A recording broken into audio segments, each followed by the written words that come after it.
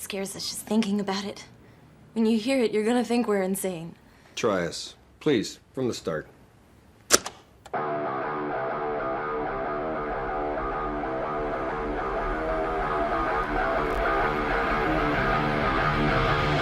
One day it was in a completely different room. It was moving around by itself.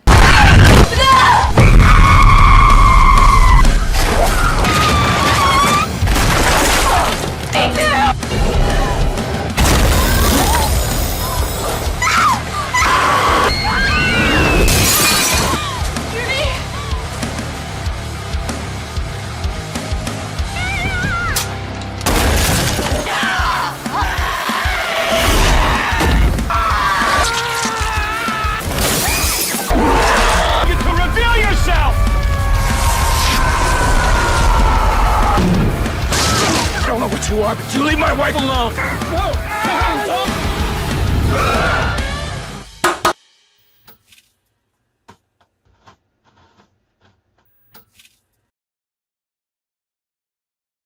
Holy hell.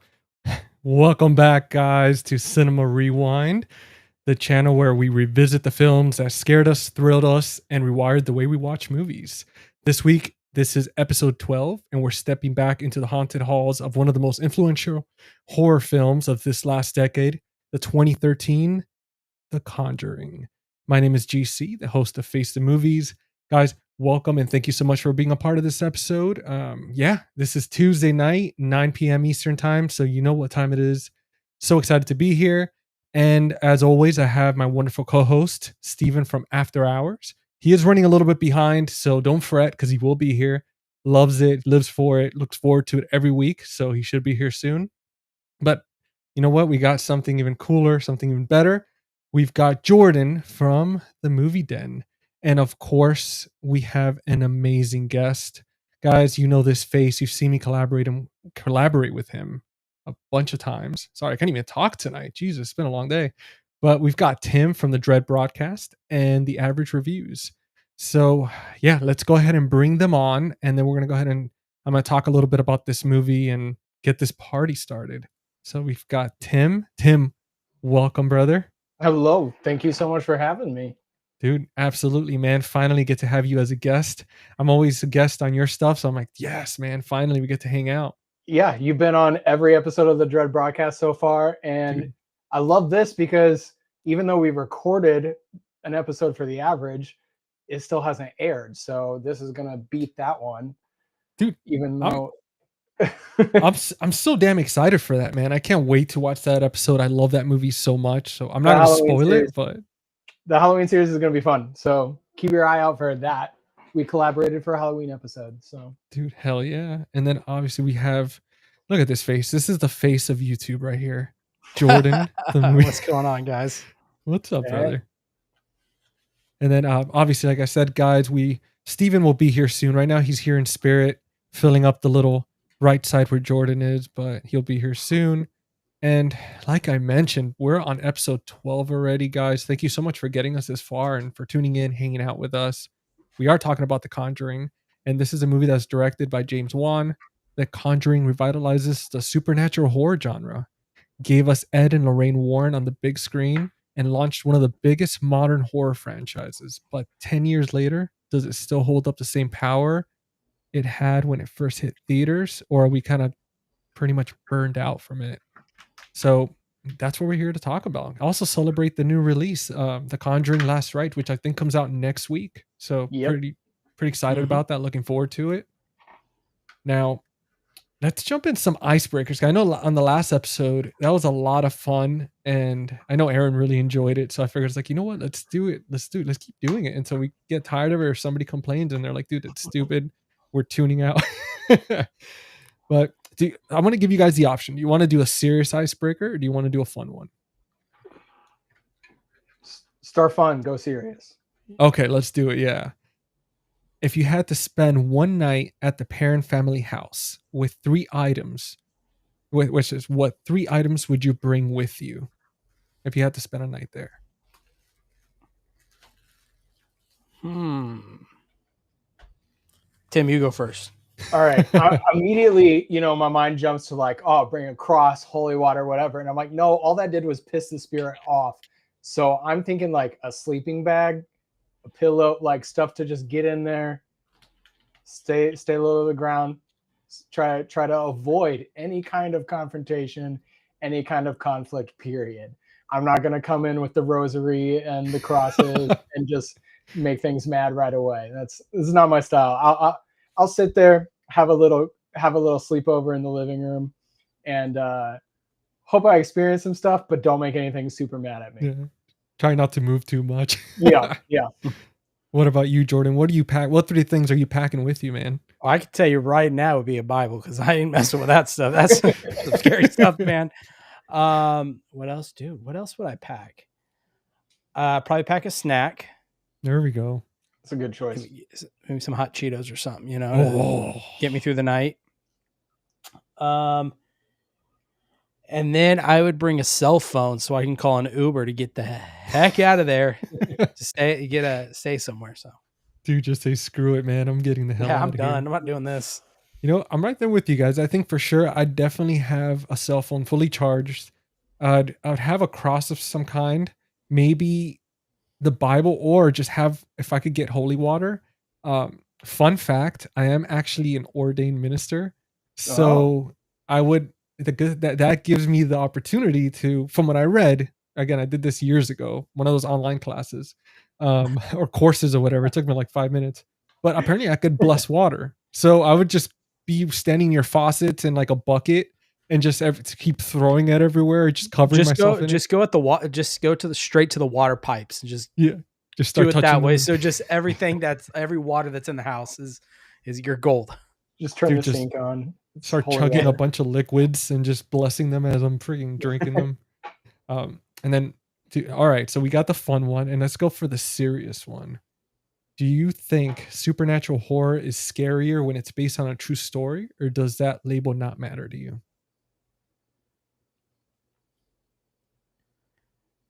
I think it depends, because like Evil Dead, for example, that's a scary movie. I remember first seeing it. It's not based on a true story, but it's scary. Oh, yeah. I think, I could say it could add another layer to it. I would say. Absolutely, man. Yeah, I agree with you for sure. What about you, Tim? I don't know. Kind of to Jordan's point, I don't know that it makes a huge difference on if the movie's actually scarier for me, because most of the time, based on true story, movies are extremely exaggerated for the screen to begin with. I still love watching documentaries on true hauntings and stuff, but I don't know that it makes a difference on if the movie itself ends up being scarier or not. I would argue, though, sometimes some of the documentaries can honestly scare me a little more than the actual movie will itself. Good ones are fantastic. I love some good ones. Yeah. I would agree, especially if it's not often you get the good documentaries with like actual footage of exorcisms. Yeah. Or that stuff is terrifying, or you get Ghost Adventures. Yes, you get Zach Bagans. Zach Bagans, yeah, exactly. With that, man, I have to say, saw an orb, guys. I saw an orb. Something just touched me. He's like, I felt my hair move. Yeah, sorry. Don't get me started on Zach.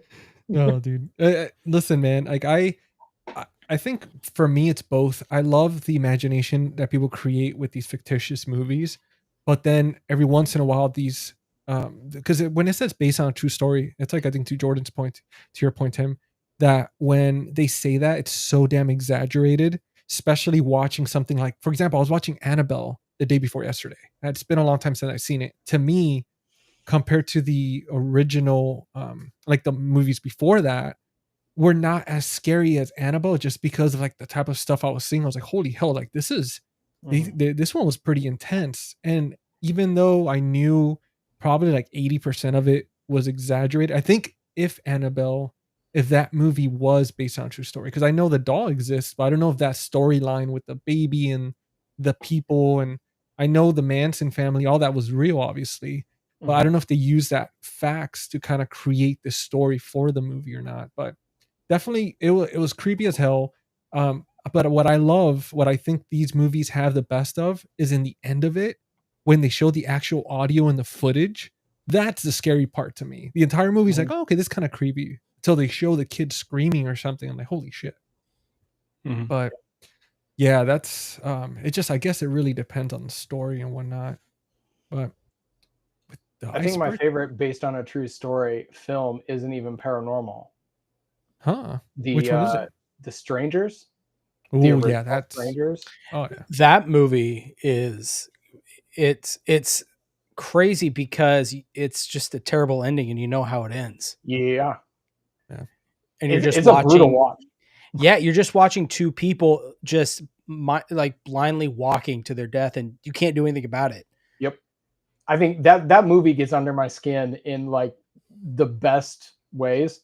So I think horror is effective when it is either entertaining and fun, or entertaining and like get under your skin, raw, uncomfortable. And that's what The Strangers does.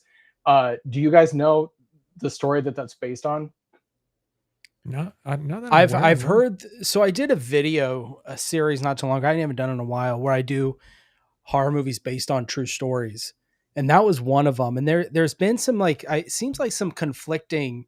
Yeah, but there was the Keddy Cabin murders was one of them, and I think the director came out and disproven that and said, "Hey, I'm not sure." So the original one that I read was that he based it on the Manson murders. That's what I heard too. Yes. Okay. And that is like, that was my point about like based on a true story often changes it a lot for screen. Like that's nothing like Once Upon a Time in Hollywood, that's probably closer, but, that idea, it was based more on the idea of somebody you don't know just breaking into your house and killing you because you're there. And that's the true story element of it. But yeah. Oh, what's up, dude?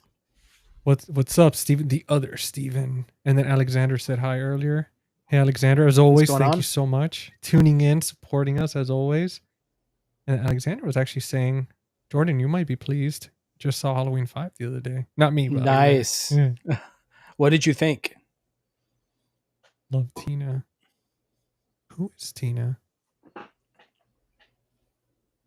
I was thinking, I was like, unless it was a typo or something.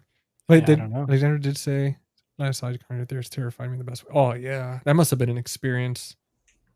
I saw The Nun 2 in theaters, and man, like that surround sound when she comes out. Yeah, I saw The Conjuring opening weekend, and nice. That definitely, it scared me. Yeah. We got Aaron. Hey, hun. That's my girlfriend. She always comes on. What's going on, Aaron? And then, yeah, because that's what we got for right now in the chat. So, and it's funny, that you said that, Jordan, about talking about like seeing it in theaters and stuff like that. Yeah. So and I want to ask you guys, Tim, we'll start with you, obviously our guest and everything. What was your first experience watching The Conjuring? Did you watch it in theaters, at home? Like, what'd you think? It was at home. I distinctly remember I was coaching swimming when it was released physically. And during the summer, my swimming schedule was insane. So I would be at the pool from like 6 to 9 in the morning for practice. And then we'd have swim lessons from 9 to noon. And then I would have a break until 3 o'clock for afternoon practice.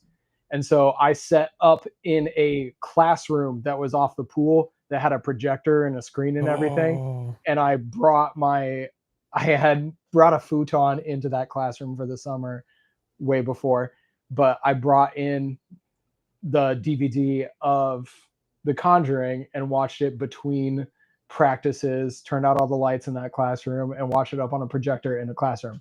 Not the best audio, but it was still a nice big screen projection. It was a decent screen, but that was my first experience with The Conjuring, and it freaked me out at like 12 o'clock in the afternoon in a school. dude, especially seeing it like in a situation like that, like in a projector. I know movies like this, when especially watching them on VHS DVD, because they're not as sharp, they feel a little bit more kind of vintage, like you shouldn't be watching it type feel to it. And it just, I don't know, man. Yeah, like I could imagine that experience. Watch, especially a DVD on a projector. Like, what do you remember? What size the screen was that you had? Oh, it was like the size of a whiteboard. It was. Oh, okay. So it was like a decent size. It was Yeah. a decent size screen. Yeah, Dude, Nice. that's awesome. like a classroom whiteboard. Yeah. I think that's like 300 inches. Okay. I Yeah, believe that it was a would be decent about- size. Definitely better than I had at home. Dude, hell yeah. I mean, anything with a projector, man. Like, I mean, the technology's getting up there, and it's like you can have your own cinema at home. Our buddy Yeah. Keith from, High Volume Video. Yeah, like he has this sick projector, and whenever he posts pictures, like of his setup and stuff, I'm always like, dude, that is Yeah. so damn cool. Like, You don't have to worry leave the about people house. on their phones that way. Yeah, or eating popcorn Actually, you do. I next to yell you. at my wife about it all the time. Get off your phone, pay attention to the movie. But You hear TikTok dancing on there. You're like, damn it, no. That's scarier than The Conjuring. yeah, But Jordan, I know you said that you saw it in theaters, man. Like, what was your experience like, dude, when you walked out of there? Oh, dude. Well, it was almost kind of laughing in a way, just like, can you believe, oh, I remember seeing you jump, you did this. But I remember I went with a group of high school friends. I had graduated at the time, but I had some friends from high school. We had went to go see it, and I specifically remember it had to have been the scene when it was pretty much, it was in the beginning when I forget the main character's name, the woman who's the mom with all the girls, Yeah. where she is lighting. It's the famous scene where she's looking down the staircase and lighting the match right before the clap. And someone had brought a beer bottle into the theater, and it was dead silent. And everyone's, on edge, and you hear that beer bottle just hit the floor and break. Dude, I'm not kidding. I squealed. A few of my friends squealed. A bunch of dude, but it was so fun looking back. But it was definitely one of those scary movies that does kind of stick with you. Like when you get home afterwards, you're kind of turning on all the lights as you walk down the hallway. Double checking everything. Speeding past stop signs, which I don't recommend. If you see someone just kind of standing right there, you can't be too careful. Get out of there. So, dude, I love that you said that scene, because I remember seeing that movie in theaters and having that exact creeped out scene where I said, what the hell? And then when we watched it recently, less than a week ago, and I have a decent sound system. It's not 5.1 or anything. I think it's like a 2.1, but I had it pretty loud. And I remember that scene where the hand comes out and claps, and I actually went, Jesus Christ. And I jumped in my seat, and my girlfriend was just laughing and like just stared at me. And I'm thinking, yeah, I mean, there was at least like 2 scenes during the first Conjuring that particularly got me, and that was one of them, man. The hands coming out of nowhere. I was just like, dude, 2? Yeah, just like say, is the other one when the woman is on the wardrobe? Oh, you don't remember? Yeah. That was creepy as hell, man. Like, see those scenes where you don't catch them at first and you just see them lingering in the background. Those are the ones, because once you realize, you're like, oh, holy hell! Like, that's not a coat, that's a person. Well, there's one scene where Joey Keane, I think her name is that her name? Joey King. Yeah. The whole scene when she's talking to her sister saying there's something behind you. Oh, Dude. it is staring at you, but you can't see anything. That's the Yeah. scene that messed me up. That It's one like right there. you're constantly looking and shaking like something's gonna, and nothing happens. Nothing comes out. Yeah. But it's, dude, it's It is, that scene is one of those, like, what you imagine, it will always be scarier than what you can see. Perfect examples. But Joey King sells the hell out of that moment. Yeah. She is so good for a child at that time. I mean, she's gone on to do more and be a lot more popular now, but she sells the hell out of that scene. Dude, That scene was wouldn't work amazing. if you had a less effective performance. Like oh, of course. that scene gives me chills every time I've seen it. And I've seen it enough now that, like, the rest of the movie isn't as scary as it used to be. But that scene still gets under the skin because she seems genuinely terrified. Yeah. It's so good. One thing that this movie does so well that I always am on edge, and when movies do this certain thing very well, is the use of mirrors. Yeah. Those stress me out too. It's, like when they're at the medicine cabinet and they open it, the mirror, you can't see your reflection, they grab some and they close it, and you're just waiting for something to be back there, but it's not there. The scene when Vera Farmiga has the little toy and it's a spiral. Yeah, she opens, I mean, just little things like that with the mirrors. Box, yeah. Yeah. Dude. Okay. So they do really good with shadows too. You notice in the film a lot where you don't see anything, but all of a sudden you see like that corner get a little bit darker. Yes. And it's just, I loved how they did that with such a simple effect, just makes it a little bit darker. And all of a sudden you're like, I know there's something there. And they did that through a few of the movies and it was fantastic. Well, what they do so well with this film is the use of, I would say, practical. I mean, obviously there's CGI in the film. I'm not saying that, but the use of some practical kind of gags throughout the movie, it's done really well. Just like the doors handle shaking or closing and little stuff like that. They rely heavily on those and not heavily on the whole CGI until obviously at the very end when she floats and goes upside down and stuff. But yeah, it's crazy. First in theaters, I did watch the sequel. Nice. And then we got, what's going on, brother? Thank you for joining us, man. So guys, so it's very obvious, apparent that we enjoyed this movie. There was moments that creeped the hell out of us. Now, how did you guys feel this movie compared to other like haunted house type films like Insidious, Paranormal Activity, Sinister? Like, would you say it's better than those? Like it hangs up there with those. Sinister is dangerous.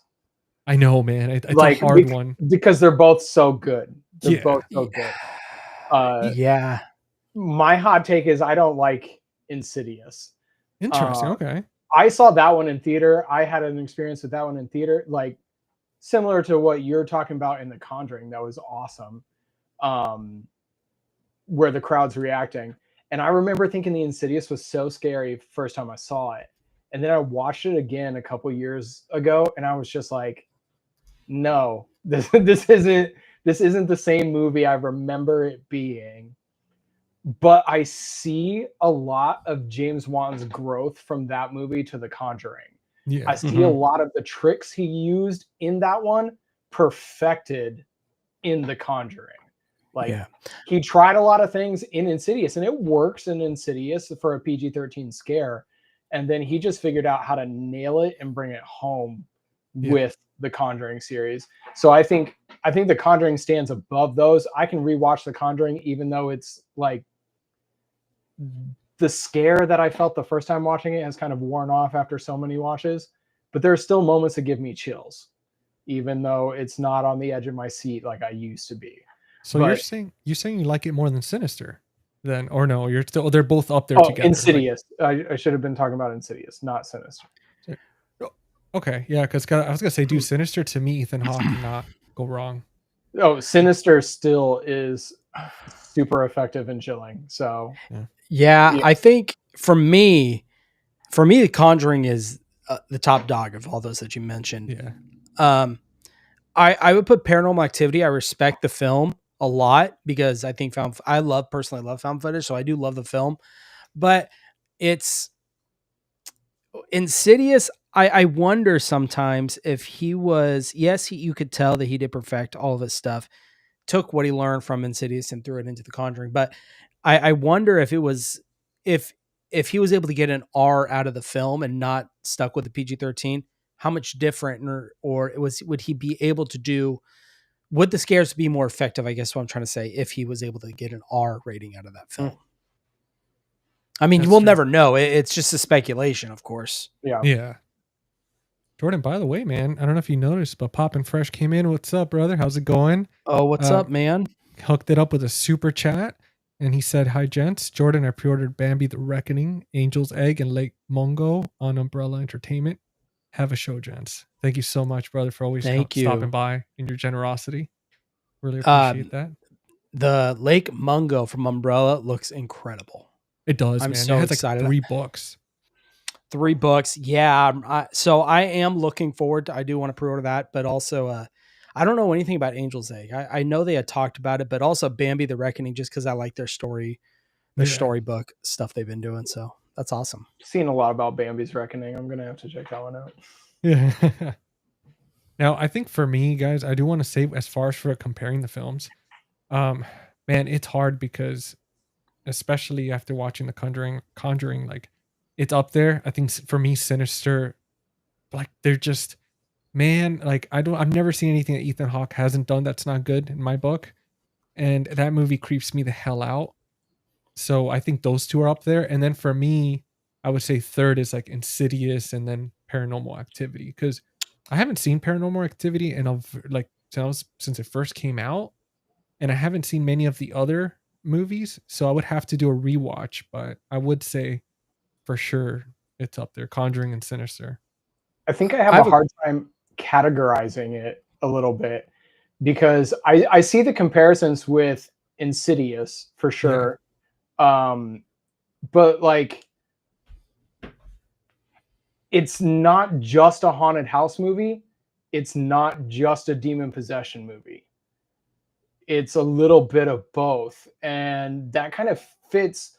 There are other movies. I think Paranormal Activity is another one of those that is a bit of both. Yeah.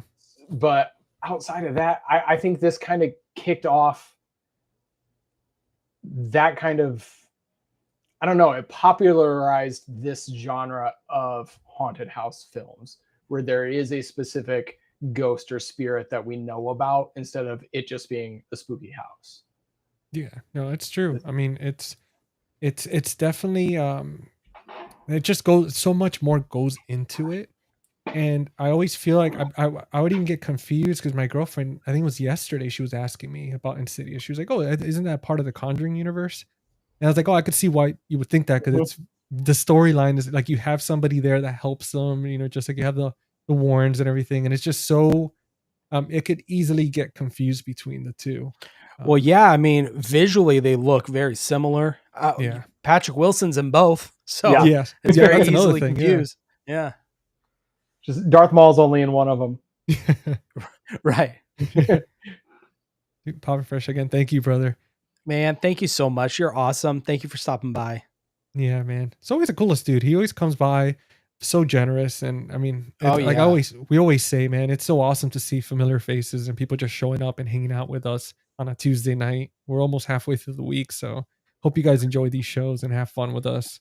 And we're gonna work on like coming up with some cool stuff for like videos and stuff to pop up when we get these when we get these type of generous contributions, because obviously we want to reward you guys as well and show you something funny and cool for that. And we got, dude, speak of the devil, this is the deal I was talking about, Keith. Yeah, with the projector. What's up, dude? You said his name enough, like Beetlejuice, and here he is. He is. All I had to say it was like twice, and it's like, there he is. So how'd you guys feel about this movie? Did you think that when it first came out and you first saw it, did you feel like, oh shit, there's going to be a franchise? Or was it something that it was going to be 1 or 2 movies and that's it? I didn't really think it was headed to franchise. When it first came out, I was kind of thinking it was just going to be 1, and then it was like, hey, we're getting a second one. That's awesome. And everything went downhill from there. But yeah, I I like the idea of the franchise. I do. Yeah. I think the expanded universe is awesome. Not really something seen that much in horror. It's kind of unique to have you have your Warren films and then your spin-off films and then La Llorona, which barely touches any of the others but is still in the universe. Yeah. I was hoping, and they never did, but I really, really wanted them, their last movie, to touching on the Amityville Horror House. They didn't have to do an Amityville horror film necessarily, bring those characters in, but they could have centered like a different angle behind, like through the view of the Warrens of the Amityville Horror House.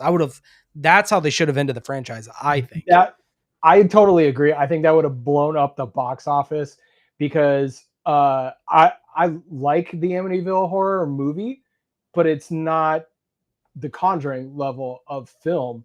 And I think showing that story from the Warrens' perspective as a Conjuring movie would have been just money in Warner Brothers' pockets. Oh yeah. I would, especially if Wan was behind it. We get James Wan back behind that film instead of doing it as like the intro to the sequel. I was just a little disappointed that it was just that like 5-minute scene. If they had done that movie, I totally agree. That would have been, I'd throw my money at it easily. Oh yeah. That's what I was going to say too. Cause Jordan, when you just brought up the Amityville, I was thinking, I was like, I just saw the sequel less than a week ago. And I was thinking, man, I remember, Lorraine walking through the house and she's like and I forgot like the character's name, but she's walking around and sees him in the mirror and she's holding the shotgun and everything. And I was like, I could have swore they did like a good, 15 minutes or something, like doing the whole thing. But, yeah, man, I think that would have been amazing. Like, I'm a big fan of the Amityville. I have the book and all that. And like, I would have loved to see like a dedicated type story to something like that. I can't imagine that wasn't a thought that they would have done. I wonder if there has to be some rights issues that's involved, because I feel like if they could, they would have. That's just, but I don't know. I wonder too, because I know the Ryan Reynolds one came out. I wonder if it was one of those, do we really want to go that route and do it again so soon, even though we have the original, which is fantastic. We have the Ryan Reynolds one, which is, it's definitely, it has its moments, its creepy moments, besides Ryan Reynolds running around shirtless majority of the time. But like the creep Sign me up. Sorry. Hashtag Ryan. But yeah, man, I mean, I feel like that would have been fantastic. And there's so many other, I just feel like the fact that they're ending it with this last rights movie, it's kind of a bit of a bummer because there's so many franchises where kind of like we're ready for them to die. But with this, there's so many like stories, so many stuff. Stories. So many great stories that they investigated that they could honestly keep going with this as a series or even like a TV show, like something. Do you think they'll really finish it, or do you think give it 10 years, they'll come back? Man, it's going to be hard because I wonder if the original I wonder if the original actors are kind of just tired of it. I mean, being involved with that negativity all the time, it takes a toll on you.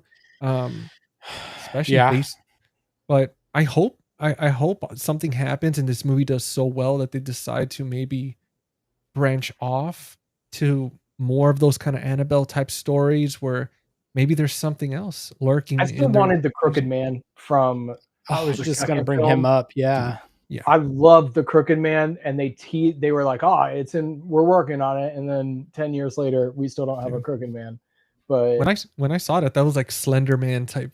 Oh thing. Yeah. That was like, so good. The bowler hat and the mouth. That was my vibe. Yeah. Dude, like I'm hoping this movie does well and they kind of change their minds. I mean, I'm wondering why they would abandon such a franchise. Do you know what done case, so well? Do you know what case this one is based on? So which one? The Crooked Man? No, the final film, Last Rites. No, I know it's the one that made them stop doing what they did.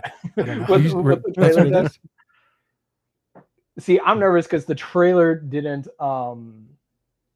Okay, in comments, I agree. Ferryman from Annabelle 3 was another great. That would have been a great spin-off character. What? It's been a while since I've seen that.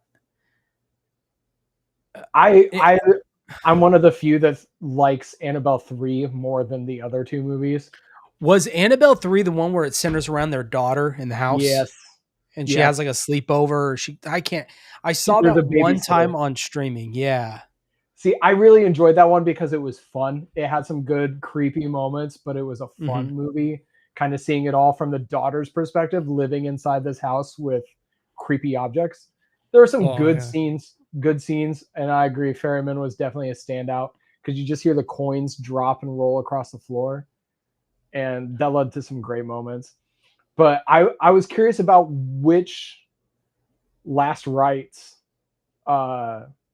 which case Last Rites is based on, because I like to watch some documentaries about the actual case before the movie, because I know the movie's going to change stuff, so it doesn't spoil the movie that much. But I like to actually know the case going into it, and I've watched documentaries on all of the other 3 cases, and they're all fascinating. What's going on, Chris? What's up, dude? Look at that sweet prince. He stayed up past My his baby. bedtime just to Amityville, Schmamityville. Oh yeah, he doesn't like Amityville Horror. Shamityville. Oh yeah, spin off the Ferryman. Yeah, I spoiled that one. Sorry. What if I could see them doing like a streaming show. Yeah, I could see that. If they, not that I would prefer, not that I would want it, but would you guys want a prequel? Like kind of seeing them when they were younger, when they first met and all that stuff and started doing it in the beginning? I'll be honest, I wouldn't mind the streaming show because we don't have much like that. We don't have a paranormal horror based show that isn't reality TV type stuff, kind of. Well, I was thinking, isn't more like American Horror Story, where I can't think of what the word is. Yeah, where each season is different. You know, based on something real. Yeah, it's like an anthology TV show. Yeah, that's not an anthology. And if you do it as a TV show, keep it mini series, like 4 episodes based on the same case that tell the continuous story, 4 episodes per season, hour each, and that gives you an opportunity to also recast Ed and Lorraine and make them younger again and tell some stories. I wonder if they just didn't touch Amityville because it's such a well-known story. They didn't want to touch it because even The Devil Made Me Do It isn't a super well-known story. So they went that direction instead. The Last Rites, we don't know the story at all. I can't think of it. I just asked you guys, and outside of the marketing, we're not sure what the actual story is. Yeah, I have no clue. So they tend to go for those cases. So I think that's probably why. But I would watch a short season of a streaming show. I would tune in for that because, especially if you release it like one every October, and every week in October we get to tune into Ed and Lorraine on a new case. Sign me up.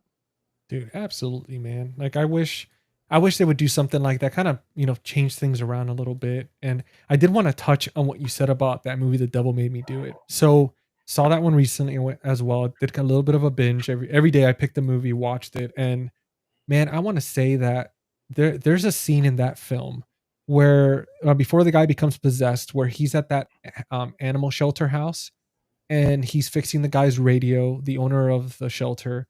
And like he starts freaking out because he starts seeing he see him turn into a demon and try to take his girlfriend or fiance. And that scene where he runs in that hallway where the kennels are, and the lights, I don't know where, you just hear the lights shut off and it turns red and you hear the music blasting. Dude, that scene was so goddamn good and so creepy. I remember watching that and thinking to myself, dude, this movie, like if they're going to go there and go that dark, and then obviously with the possession with the kid contorting and everything, I was like, man, this is incredible. Because I saw behind the scenes of that, and man, I just wanted to bring that up because you mentioned it, and I was like, man, that was good, man. I haven't seen that movie since it came out because I remember enjoying it, but being slightly underwhelmed by it, thinking it was kind of like a Paranormal X-Files case. Yeah. But, I thought it was really well made. It just wasn't my favorite of the three. Yeah. I definitely think it's because I'm partial to James Wan and his visual eye for the film, but it was still well made and really looked really good. I need to revisit that before this fourth one. Yeah, the music, the soundtrack on that one. I mean, that scene, I'm telling you, when you see that, man, it was beautiful because I love like those type of dark, ominous shots, and the fact that they just used the red so beautifully. I was like, man. But Jordan, do you remember that one? Have you seen it recently? Sorry. That one, you talking about The Devil Made Me Do It? Yeah. I saw that one in theaters. I'm kind of with Tim on this one. For me, and that's the last time I saw it, was I thought it was okay. I mean, maybe if I saw it again, might change my mind a little bit, which I probably need to see it again. I remember this one was really, yes, it had the horror aspect of it, but it was also really focused on the relationship between Ed and Lorraine Warren. If I can remember correctly, it was really focused on their kind of love story. Yeah. It's true. I mean, I started noticing as like the movies progressed, they were focusing more and more on the whole, like the romance of it and them being in love with each other and all that. Oh, okay. Is that a positive or a negative? I think it could be seen as, I mean, they even did it in The Conjuring. Yes. But the thing I put it in my notes about The Conjuring, was I noticed how attached I was to this family. Like it really attached me to this family, these kids, more so than I think some of the later ones did. And then as you're talking, I'm like, yes, it also attached me to Ed and Lorraine. And did we lose a little bit about being attached to the families that were being haunted and focused too much on Ed and Lorraine? I'm glad that you brought that up. That's an open question because I'm not sure. I need to go back and rewatch them all, but I definitely noticed how attached I was to the family in this film. They made them more human to me. I felt like it wasn't just like a gimmick of them, like especially the one when they go all the way to the UK, right? And they go help that family, and the way they the second one, when they get the kids like the record and he just plays like the guitar, and I don't know how real that part was, but it made them feel like they wanted to help people. They weren't trying to get money off of it or anything. And it made it more believable because of that, because it just made them more human. Like they weren't just these supernatural people going around ghost hunting. Like they generally suffered from it and it took a toll on them. And then they just generally cared about these people that they stuck around regardless of how bad it got. So I mean, it never took me away from the families just because of that. It just made me like them more and made me feel like it was less gimmicky, like the Amityville. I feel like 1 and 2 definitely I focused a lot on the family being haunted, especially 1. I could see 2, but I think like 3 and even the movies other than that, I think 3 for the most part was very, if I remember correctly, very focused on specifically Ed and Lorraine. And I remember more their story than the families that they're helping, I guess, story. But 1 and 2, I remember some of the family in those two. Yeah. So there was some creepy stuff with the daughter and the old man in the second well, one. Yeah. That movie is basically the same movie as, have you seen Ghost Watch? No, Yes. It's same story almost. Yeah. And that one's really fascinating if you want to watch a documentary about that one. That one's really fascinating because I like that they touched it in that movie, that there's still giant group of people who say that whole thing was faked. So documentaries on that specific case are fascinating. Interesting. Yeah. And you're talking about like for part 2 for The Conjuring, like that storyline with the old man that's fake. Yeah, there's watch some documentaries on it. There's quite a few out there, from like episodic TV shows to out longer hour and a half documentaries. But there are entire schools of people who have gone on to, like, some of them say they've proved outright that the whole thing is faked. Yeah. Some of them, of course, are in the Warrens camp. Some of them use that case specifically to discredit much of the Warrens' works and say they were in it for the money. But that's one of the things that I really like about the second film, is they kind of address the scrutiny of people thinking it's faked. Because there's scenes in that film where they're going, do you think this girl could fake this? Do you think so? They kind of address it in that film, and I appreciate that they do it, but there's still to this day many people out there who will tell you that that was an entirely faked case.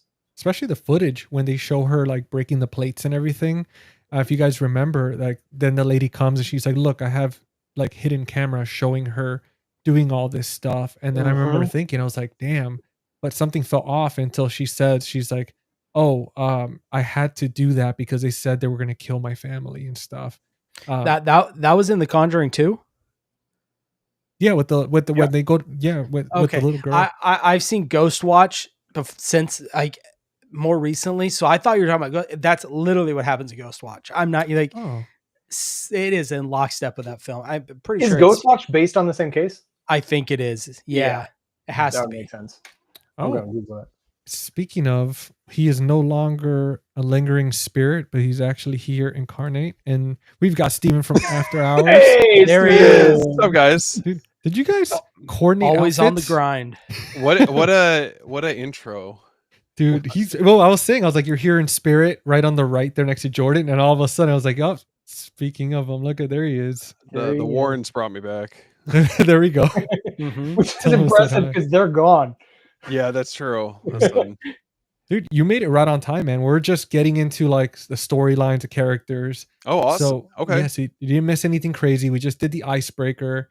We just did quick little first impressions, and that's pretty much it, man. So, I mean, you made it right on time. Awesome.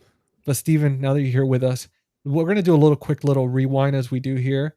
And dude, I wanted to ask you your first impressions with The Conjuring. Like, first of all, did you see it in theaters at home? And then like, what were your thoughts after seeing this movie?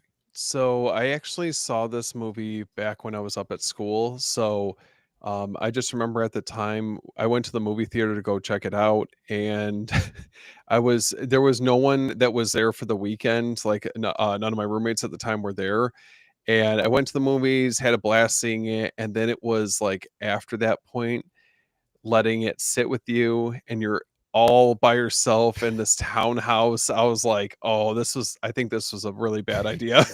Was that all the lights on situation? Yeah, I was like, I literally, as I'm going downstairs, I was like turning the lights off as I was going down to my room. I'm like, okay, well, I'm good on The Conjuring for a while. Yeah, this is how it ends. This is my nightmare. Oh, we got there you go. Yep, how you doing, he's man? Here. Told you guys, you see, I mean, that's it, man. Steven, even if he's a little behind, he's gonna be here. Look at him. Listen, I'll come through, I promise. That's right. I mean, I was telling everybody earlier, I mean, this is something we all look forward to every week, hanging out and stuff. Absolutely. So he's gonna be here now, dude. So telling us about your first experience, I want to ask you guys, so with this Perron family, right, with the first Conjuring, did you feel like it was an authentic type story, or did you feel like it was kind of one of those horror tropes type situation? I thought it was pretty authentic. Yeah. Yeah. It felt like a real family. Did you guys get kind of a similar Amityville horror type vibe to it? Like with at least with the family, right? Yeah. Like that family dynamic. That's kind of the first thing brother I thought. Sister dynamic. Sorry. From what? Amityville 2. Oh God. Yeah, hopefully they don't ever go in that direction. No. And now I want to ask you guys, do you think Ed and Lorraine Warren, right? Patrick Wilson and Vera Farmiga, do they elevate the film at all, or does the movie elevate them?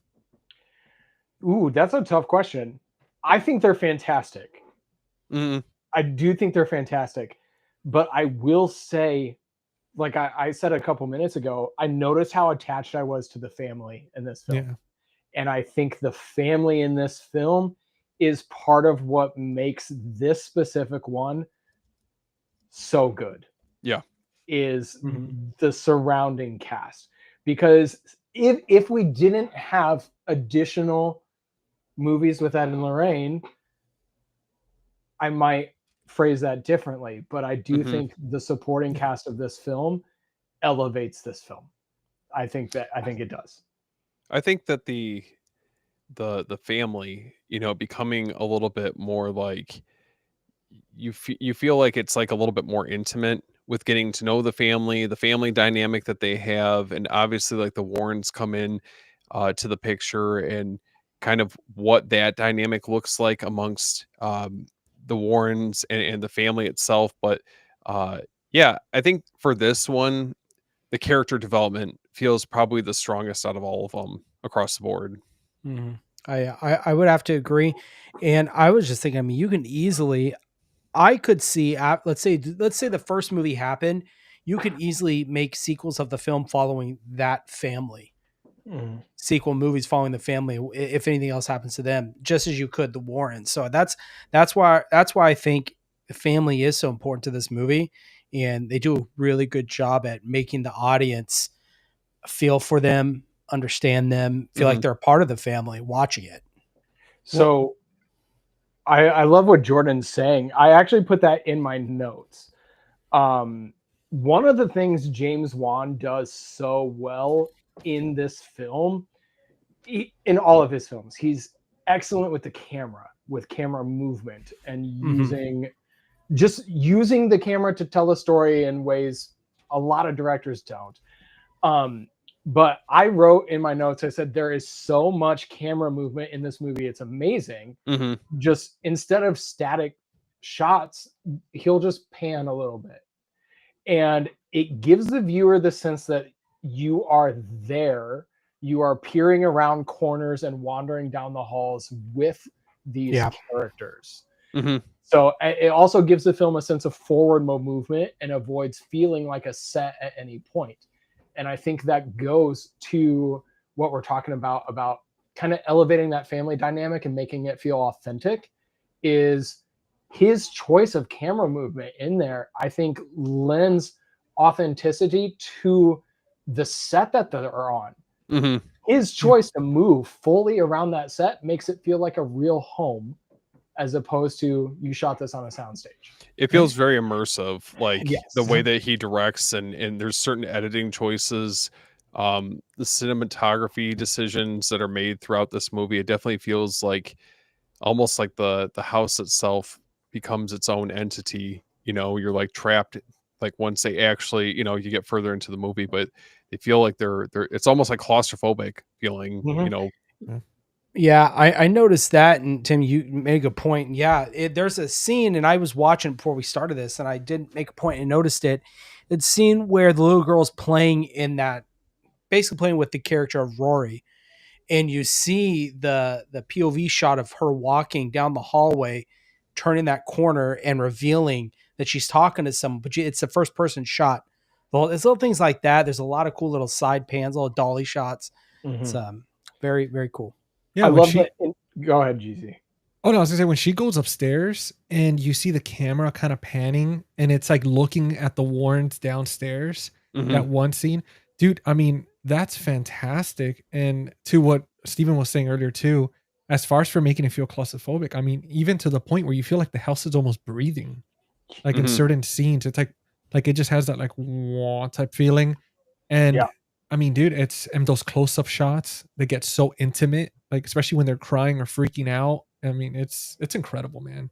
I just love that establishing one shot, the oneer kind of at the beginning where we see the family pull up through the window, and then we pan and they enter the door and we follow them through the house unpacking without cutting. And we're following one of the youngest children. And to pull off that scene is like a tight orchestrated dance. Mhm. And you're following one of your youngest actors through that is impressive, but that is one of those scenes that lends to the reality of the situation, you know, making everything feel a little bit more real. I just got a walkthrough of the house in that shot, and it feels fantastic. Like it elevates the film. It feels fluid, like it feels uninterrupted, very smooth. I can gush about oneers. I love them. Give me Dude, those yeah. long takes. Yeah. I mean, look at the movie Weapons, right? Like watch if Yeah. you watch the making of certain scenes, like and I just bring this up because the creativity to be able to do those fluid scenes where they could be wearing rollerblades, for example. In Weapons, there's a scene where the guy was with the camera wearing rollerblades in that little tight liquor store, and you just see him with rollerblades, and that's it. That's so the thing I was going to bring up is that shot of her getting to the liquor store and heading straight to the back corner, and it's that one long shot. It was really good. Krager's good at those. He used them in Barbarian as well. Yep. Yeah. Weapons. Those I'm a sucker for those. You pull those off. I love those shots. But Wan does them super well, also. So I thought they. Oh, go ahead. Oh, sorry. No, go ahead. Go ahead, Steve. No, I was just gonna say one thing I just wanted to note because we were talking about getting immersed in the like the story and obviously like the direction that James Wan had with this movie, but I thought that they did an excellent job really capturing the aesthetic of like early 70s, you know, with like the attire that the entire family is wearing, the Warrens, you know, just the overall look to each one of the sequences. Like I felt like this movie technically, I mean, obviously it's a little bit more upscaled looking, but it could have been filmed, you know, close to the early 70s, the way that they captured everything on film. Yeah. Mm-hmm. The only thing that stuck out to me that I felt like didn't belong, this might just be me because I've always seen him in Office Space, but I feel like Ron Livingston, like as like Roger Perron, I don't know, he was the only actor there, and I've seen him a ton of stuff. He's a great dude, but I felt like he didn't belong in this movie. I feel like good. Really, you thought you liked, you don't feel like it could have been somebody else as a dad? To be fair, I'm not that familiar with Office Space. I've seen it 1 or 2 times. I've definitely seen this movie more. So because once I've seen like Office Space and movies that he's done like that, it just felt like it was hard to believe him, especially the fact that he had the same face, like the same kind of attitude like he kind of had in Office Space, where he was just kind of done with it, so to speak. He's like, all right, he's a truck driver, he's stressed, he's trying to figure things out. I'd be done with it too. Yeah. And then you come home to this. Yeah. I come home, my daughters are sleeping in the living room. I can't do anything about it as a dad. I think we underestimate how hard that would be to watch your family suffer while you're on the road and come back, and you still can't change anything. The best you can do is tie ropes around the doors that bang at night. Yeah. And you're powerless as well. That's rough.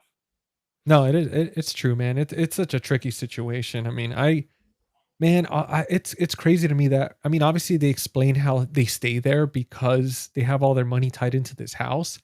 But personally, if I started seeing my kid levitating or something like that, or doors just opening and stuff flying through the house, I'd be like, yeah, you know what? We could figure this out. Let's go somewhere else. But not being able to, the smell of rotting meat and not being able to find its source might be enough for me to like that alone. No thanks. I can't find where this is coming from. Gotta move.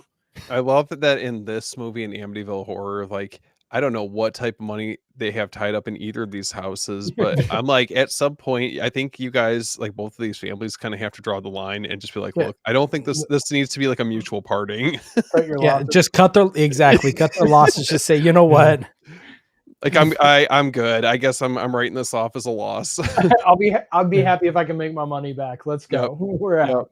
And for everybody watching this episode, just understand that Steven knows what he's talking about. He's a pro at this. So if he's telling you there's some haunted shit going on in your house, you leave, because this guy knows what he's talking about. Listen, I have a question for you.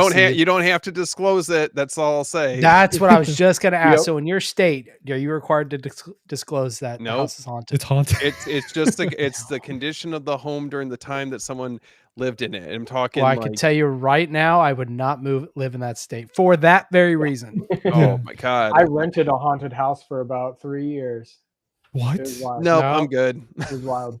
I never felt threatened. It was just that there was another presence there. Oh, like you're always being watched. Like was it like a poltergeist saying like things will move and? No. So if you want the story, yes. A guy from our church, his uncle, blah blah blah blah, had a house from his grandmother. His grandmother died in the house. We found that out later. Died in the house, and we moved in. So he rented it to us dirt cheap because he lived in Chicago. He wasn't trying to make money. The house was paid off. He also knew that she died in there. So I mean, there's that too. Yeah, it was like $200 a person. I couldn't do it to rent the place. I was like, sure. We moved in. The first night we are there, 9 o'clock, we hear kitchen cabinets slamming. And we're like, what the hell? My brother and I sleep in the same room that night. He pulls his mattress onto the floor. We stay. But long story short, there were a couple of things that happened repeatedly every night at 9 o'clock. If you were not in the living room at 9 o'clock, you heard the sound of a recliner closing, like the legs going down, like the old lady was going to bed. Nope. So if you were not there, you would hear her go to bed. No. Multiple times that the doors would open and close on their own. And if we had not witnessed it ourselves, I would say bogus. But my roommate, who's not a believer in paranormal stuff at all, he was outside on the front porch one day waiting for his buddy to wake up. And he heard the front door open and close. And it is like, hey, nobody's there. He goes inside and his buddy's still asleep. So that the worst one was there was a bathroom that had a sliding door. Mm-hmm. And my brother ran in one time. He's home alone. He's the only one that time. Runs in, uses that bathroom, slides the door shut. And while he's in the bathroom, the door presses in like somebody's leaning on the other side of it. Ooh. And he hears somebody say, "I'm glad he didn't see you." And that's it. I would have passed out. He moved out. He was genuinely terrified from that moment. The only other weird thing was I had like a toddler, 3, 4. I don't know what talking toddlers are like. But like brought paper plates for people who were here eating, and she brought out a stack of plates, and there was one extra, and we were like, "Who is this for?" And she said, "For grandma." She didn't know that grandma died in that house. Oh. And hold on, because I feel like kids are a little bit more in tune with that type of stuff, and that's what you like when you were talking about that type of stuff. I'm like, I mean, we're not able to see what they're capable of seeing, Right. at that age. Well, it's almost as we don't have to get too spiritual, but I mean, it's almost as if they're more innocence that you have, the less tainted you are. And even animals, you hear about animals being able dogs being able to see things. So, I mean, dude, that is, so that's my haunted house story. I never felt threatened, just felt like there was something there. So it was a weird time. Dude, I gotta say, first of all, Tim, I am loving the fact that we were able to, I was hoping, because that was a question for me I didn't want to ask you guys, since we're talking about obviously The Conjuring based on a true story. But dude, this is the first on the series that we have somebody come in and be able to give us like a ghost story like this. I wanted to ask the people who live there now, but just walking up on the door to the strangers and being like, "Hey, I used to live here. Do you?" Oh my god! For you guys, what? Oh no, go ahead, Steven. Oh no, I was just gonna say, there was a house that's next door to us, and the house, I actually ended up listing the house. This was like within the last year or so, and I just remember going through, and I was getting everything set up in it. We were over there getting everything cleaned up, and we have Michigan basements in older homes here. I don't know if you guys are familiar. It's just lower ceilings. It's more so for storage. It's not really you couldn't really go in there and finish the basement out. But I will never forget going down there, and I just felt so uneasy because someone actually had died in the home before. Still kind of not exactly clear on what happened, but there's always been some weird stuff with that house as far as what's going on with it. And I'll never forget, my wife and I were down there kind of cleaning things up, trying to make it look as presentable as possible to list. And I go down there and I was like, I'm not comfortable with this. And I'm never like that. You know me, I've seen countless horror movies, but when it comes to the real stuff, or just kind of trusting your gut on things, I'm like, I don't feel comfortable with this. Do we want to go too deep into this? I've got some questions about some deep real life stuff. If you want me to go there, listen.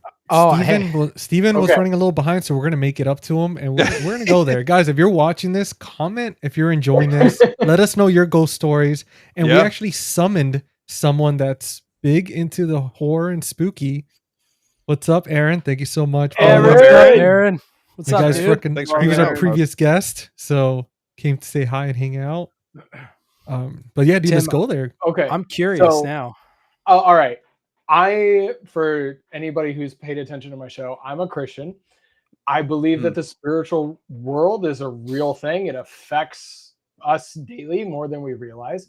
So I do find haunted paranormal movies tend to freak me out more. Yeah. I'm not going to mess with a Ouija board. Hell no. No. Staying out of that. I'm good. I believe that is inviting negativity, literal demons into your life. Not going to touch that. But there's that reality as well. But I also have heard, and my favorite theory, kind of on ghosts. So if you ever watched Ghost Hunters back in the day, I loved that show. But they had different categories of hauntings. They had the residual haunting that is like a memory, and then they had the intelligent. And the way somebody described a residual haunting to me has stuck with me forever, and I kind of believe it, especially after living in the house that I described, because the stuff I experienced was more like a memory than an interaction, personally. And someone explained to me that all living things give off energy the entire time they're alive. You give off energy forever. And they kind of explained that ghosts, in some cases, are like stars. We see their light long after they have passed. Yep. So we experience sounds or whatever long after the energy, the being is past. The energy they created lingers, not stays forever. It's not intelligent, whatever. But that's why we might hear noises, why we might experience little things that don't seem intelligent. So I'm asking kind of where do you guys stand on that? I'm not saying I think that makes sense to me, but I don't know if I fully buy it. Also, like I said earlier, I'm a Christian, so I fully believe there are also evil things out there. Oh, 100%. That are here to mess with you. And I think those are different. I think those are more malicious on purpose, or they don't seem malicious up front. There's, after we answer this, there's something that I want to bring up, because jumping off of what you're saying, there was like an incident that happened, but I'll let you guys obviously like chime in and this conversation could get real deep, guys. I'm gonna tell you right now. Listen, and let's do it. Why I asked if it was okay. Dude, well, let's do it, man. So I'm in the same camp as Tim. For the most part, I'm a Christian, and so I do believe that. Look, I think, and some people might not believe this, and that's fine. You know, I think everyone, like you said, especially if you are in that camp as a Christian, every human everybody has a soul, I guess is what I'm trying to say is. And so there is that other aspect realm, other realm that we live in. And I mean, you even look into, certain scientific discoveries, they're discovering, okay, maybe there's more to what we always thought was. I've heard things, aliens really, no, we don't think they're actually, they're internal dimensional type of beings. They've always been here. They kind of pop in and out, but they're still here. That being said, I think there's a phrase that Ed Warren uses in this movie, in The Conjuring, where he says, it's right at the beginning when he's talking to the college students about Annabelle, and he's like, look, they can't inhabit objects. It was a way to get to you. That's what they're really after. And I full-heartedly believe in that 100%. And just as much as there's the evil stuff, there's also the other side, right? You've got two sides. And I think there's more going on than what we see through our everyday lives. And I think it's almost like realms. There's other, I sound like a kook. There's other realms it's like a shear that they pass through every now and then. That's kind of the stuff we see. And it's a perfect example, as you see, like when younger kids, they can see that stuff. When people are about to die, they say they see things. Yep. Man, I'm getting chills talking about this. This is crazy. My grandfather had like a 2-month slow descent to death. And in those last couple of weeks, he would reach out while laying in bed. to something we can't see. Mm. So And it makes you totally- wonder why sometimes people say they see things in the corner of their eyes. Yep. Certain dreams that people have. It's very, very interesting. I think there's a lot more than what we see, what we know, and that's. I'll leave it at that because I don't want I to go don't think you way sound too like a deep. kook. But No. dude, I've not been at all. watching YouTube videos about Nephilim all week. So don't even get started with that. Here we go. Yeah, that's you're going to be talking about the Watchers on Mount Hermon and all that yes, stuff. the Come Book on of now. Enoch. Let's go. Listen, I'm gonna tell you guys right You're now going on that another level. when Halloween comes, we're probably gonna have to do like maybe an extra Cinema Rewind series a week or something, and just do some of these talk just about stuff like this, because I think it's gonna be a lot of fun. But with that being said, I do want to say I agree with everything that you guys are saying. I mean, and I know my girlfriend's watching because she definitely is true, because she always tells me not to talk about any of my experiences or anything. She even commented because I'll joke around and stuff, but I'm gonna tell you guys. Like, I'm telling you, man, it's no joke. well, no, I feel like Tim wants to talk about that movie Nefarious. dude, I'm gonna tell you I guys. haven't seen it yet. Actually, I need to. I've experienced so much from when I was a young age, and I'm gonna tell you first. I want to touch on the whole spirit thing, right?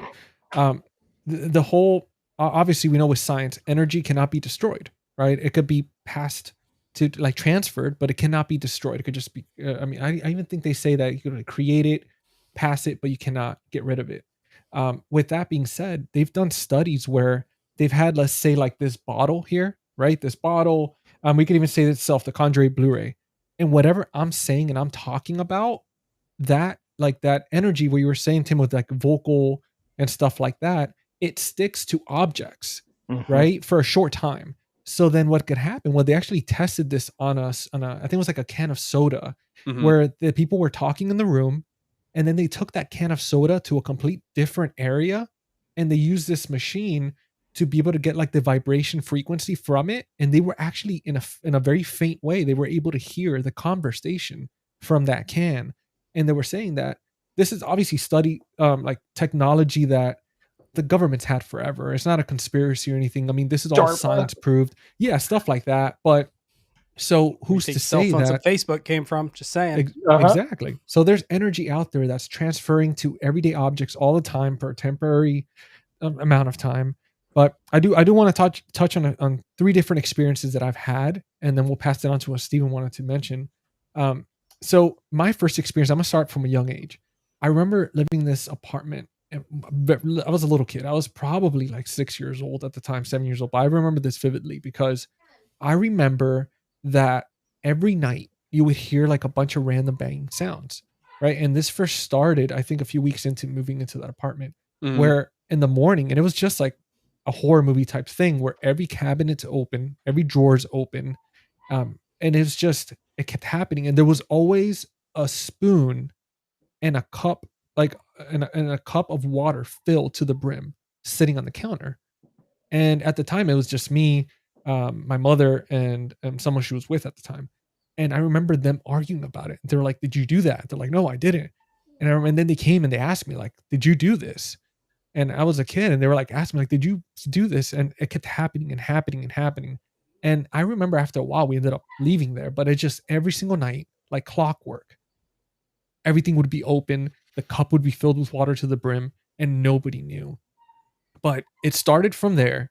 And then I'm going to tell you guys, a few years after that, I would say around, I was like 13 years old at the time, ended up moving to Florida into this apartment. And I remember, because I've always had a thing with mirrors. Like I think with Steven, I think you were talking about that. I think it was you, Jordan. You were talking about mirrors. I've always been uncomfortable with mirrors my entire life. I cannot explain it. I always feel like I'm being watched. And I remember living in this apartment complex, 13 years old. And the room was very lit. It wasn't pitch black or anything, because it was a stupid light outside the window. So it was very decently lit. And I remember one time I wake up in the middle of the night. I'm just laying on my side, tossing and turning, and I can't sleep. Feel like somebody's in the room. And dude, I lower my covers and I look at that sliding glass door, the because it was like a closet mirror type door. And I remember looking at it and I see a little boy staring at me through the thing, just standing there staring. I remember I close my eyes, I look again, I still see it. And I close my eyes, look again, it's gone. And I bring it up the next day. And I remember asking the neighbor, the little kid downstairs, I'm like, hey, who lived here in this house before and stuff like that? And they were saying, oh, there was like a little boy that passed away in my room. Like he was sick or something. No thanks. But nope. I remember hearing that and I was like, dude, are you better start fucking playing kidding the me? blood, dude. Dude, I moved into a haunted house. But I'm going to tell you one more story. And this story is not so much about haunted, but it's about energy connection, right? My grandfather, he, when I was around, I think it was like around the same time. Like that's why I moved to Florida. He ended up getting diagnosed with cancer. He was a smoker for years. And I mean, most likely that's where it came from. But he got diagnosed. So I had to move to Florida and stuff. But at the time he did chemo, all that stuff, fought it. Even when the doctor said, hey, you have less than a year, ended up living an extra 10 years.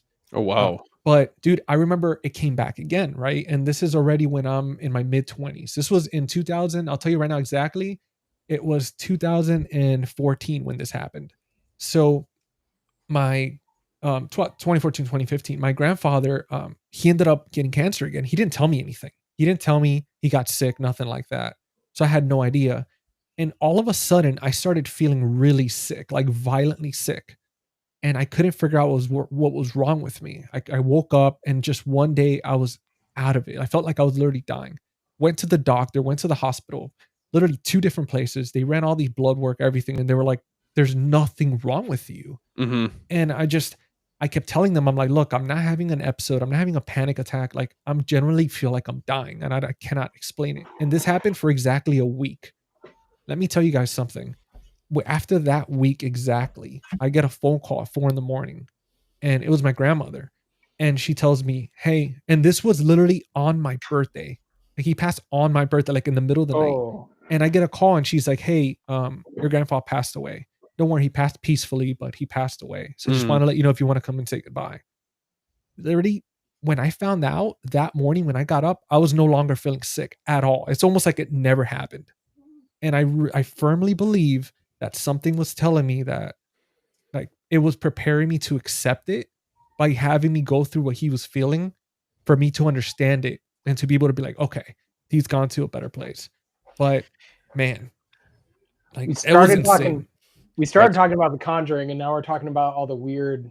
I have a question though, and then I promise Steve I'll let you go. But it is you're good. It's You're a good. question, and it's nothing against. I don't want to take any offense to like people like GC with your grandfather. That's not what I'm doing here. But I'm curious to see what you guys think. And I've heard this, and I tend to be in this camp, is that a lot of these hauntings, and this is predicated on the belief, if you believe in, like the whole Satan and all that stuff, that these things we see or hear, let's say we go into this haunted house and things happen, is a way to lure the individual to seek out that stuff and go deeper, further into that darker place.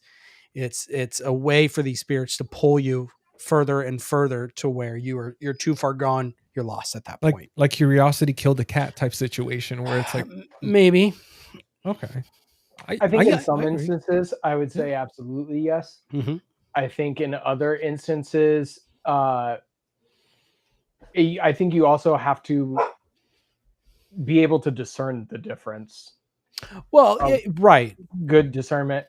Because like another weird experience I had, to get personal, when my other grandfather died years ago, I hadn't seen him in almost a year.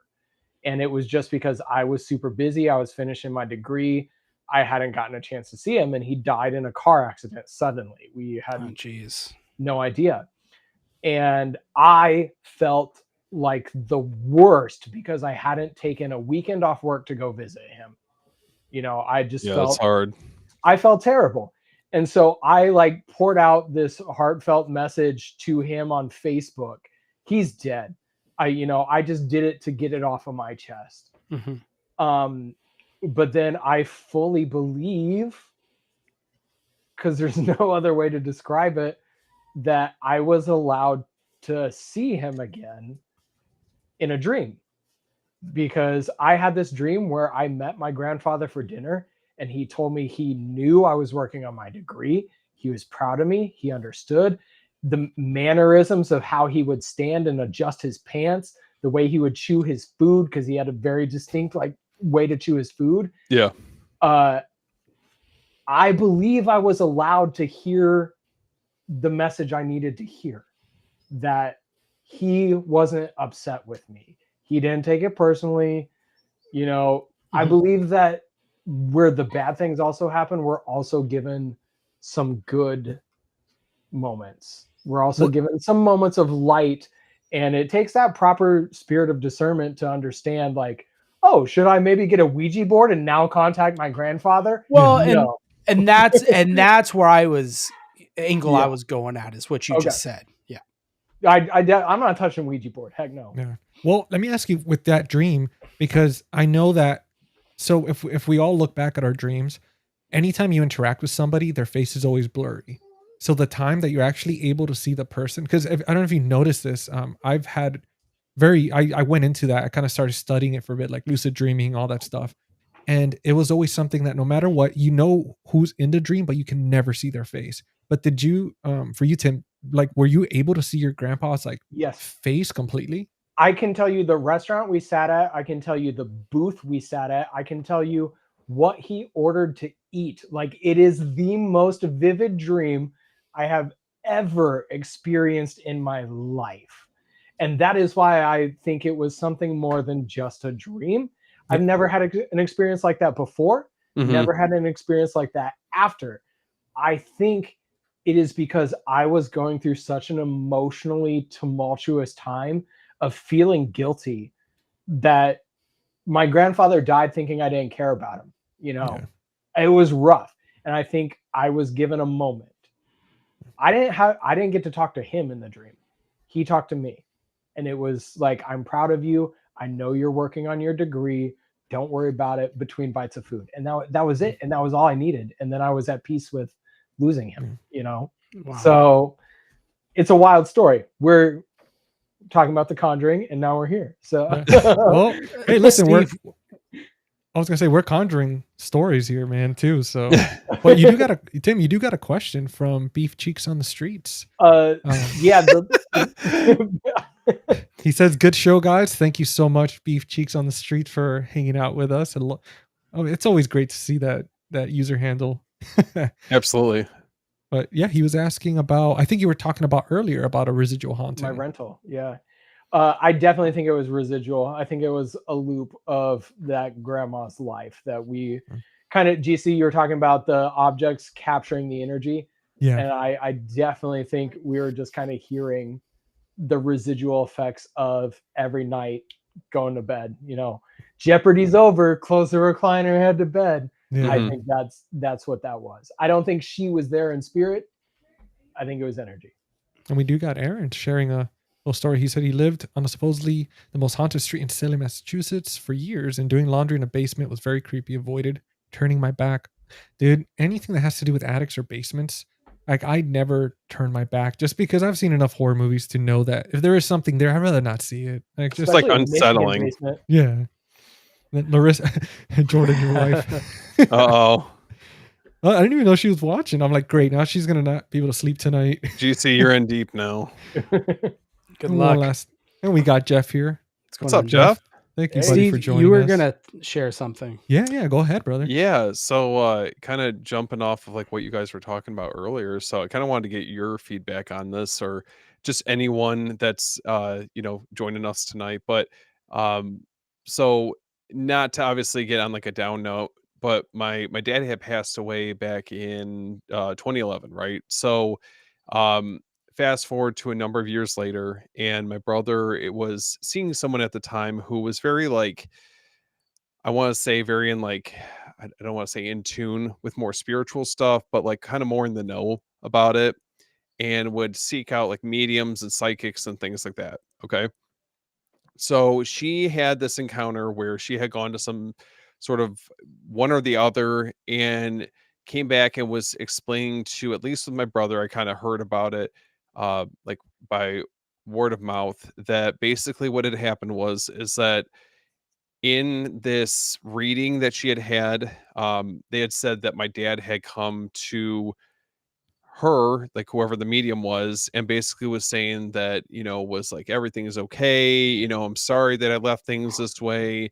Obviously kind of appealing, I think, to like the emotional side of things. And the more I started reading into it, so like first impressions of it, I'm thinking to myself like, oh, that's crazy, but why her out of all people?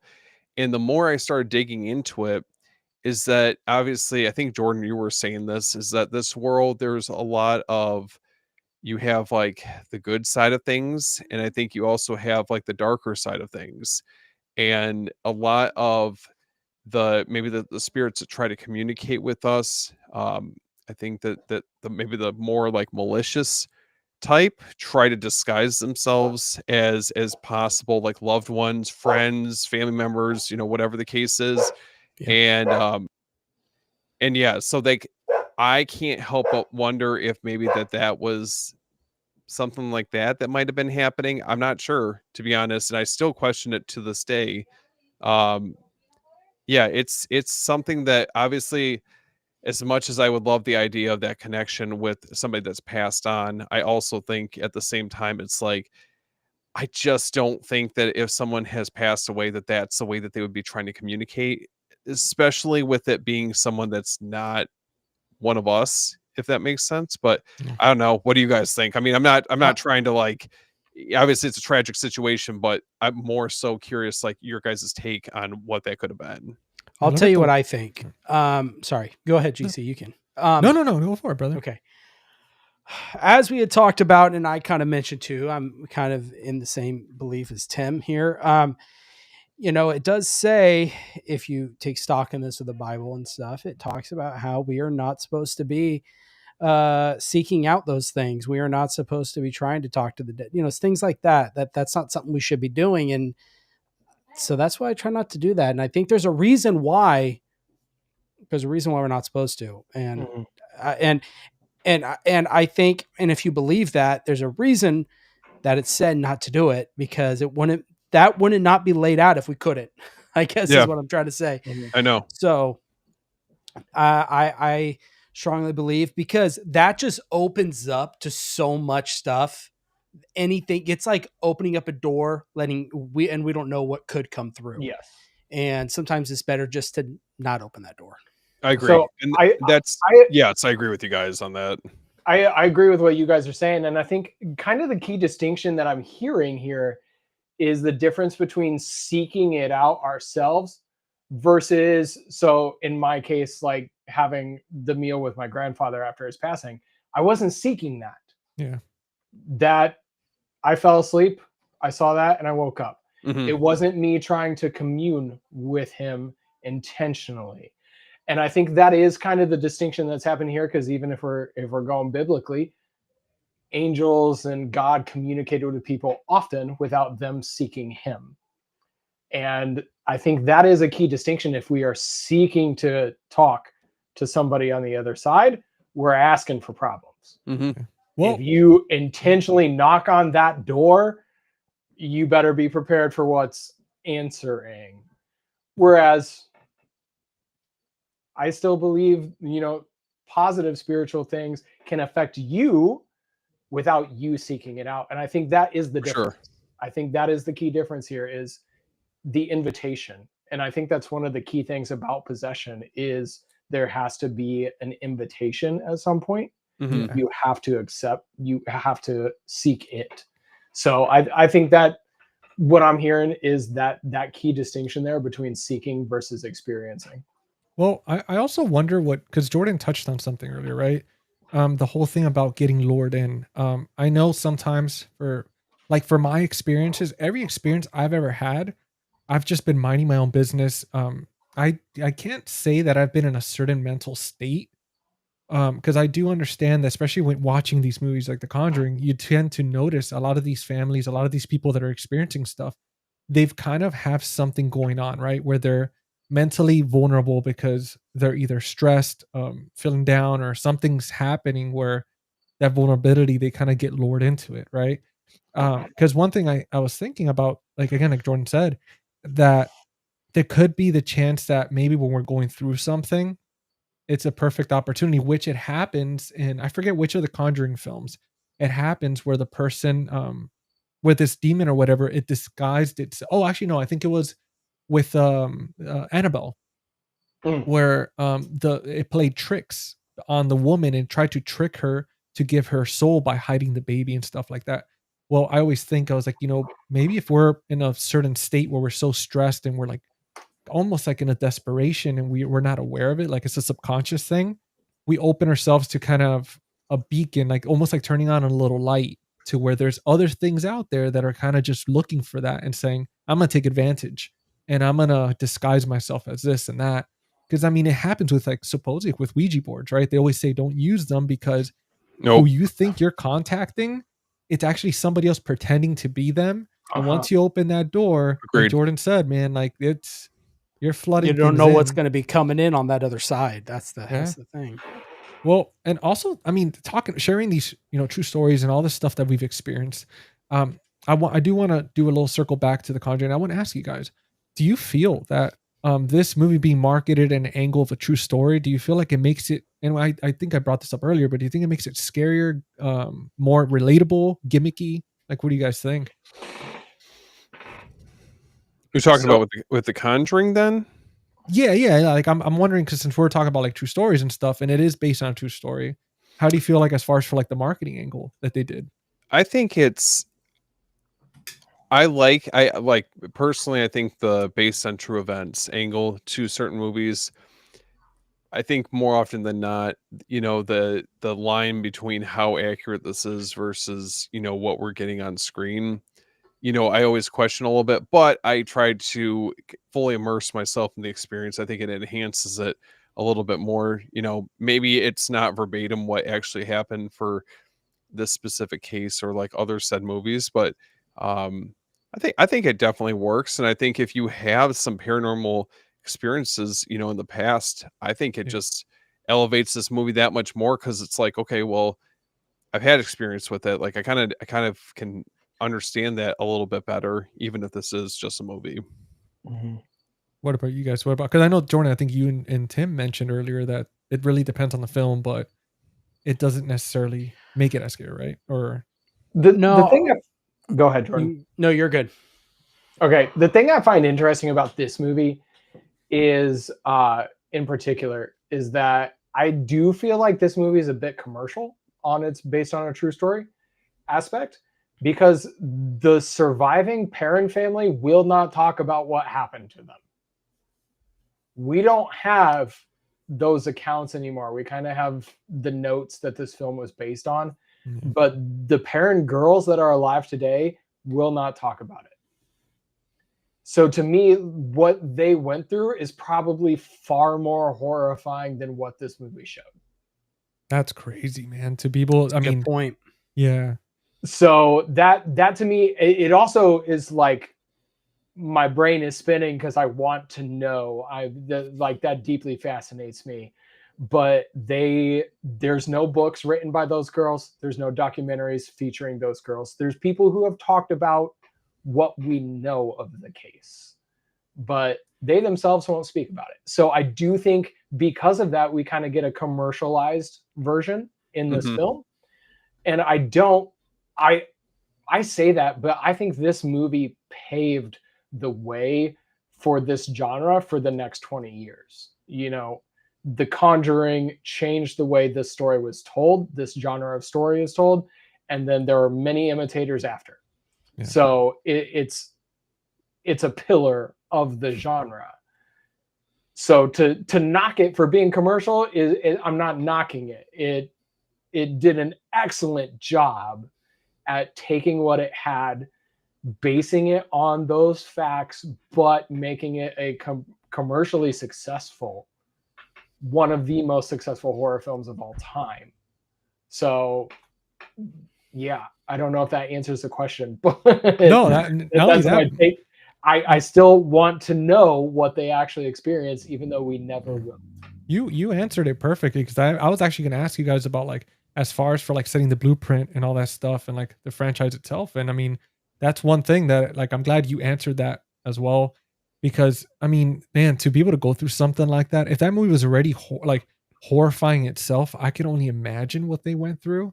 And especially, I mean, a movie like this where it plays on, we've all, right? We just shared some stories, all stuff that we've all experienced in different ways. Like, I mean, doors, you hear somebody walking, you could feel like somebody's there. But the way this movie, the cinematography and the sound design, where they play with real life stuff that most of us have experienced. I mean, with the clapping, for example, with the doors, the silence, like that super silence, compared to just scaring you with gore, but more them scaring you with everyday stuff like walking down a dark hallway or thinking that you heard somebody like breathing or something. I mean, I think they knocked it out of the park with that. That's to me, simplicity is the most elegant thing you could do sometimes. Yeah. Because instead of all the blood and stuff, it's like the hand coming out and clapping real quick.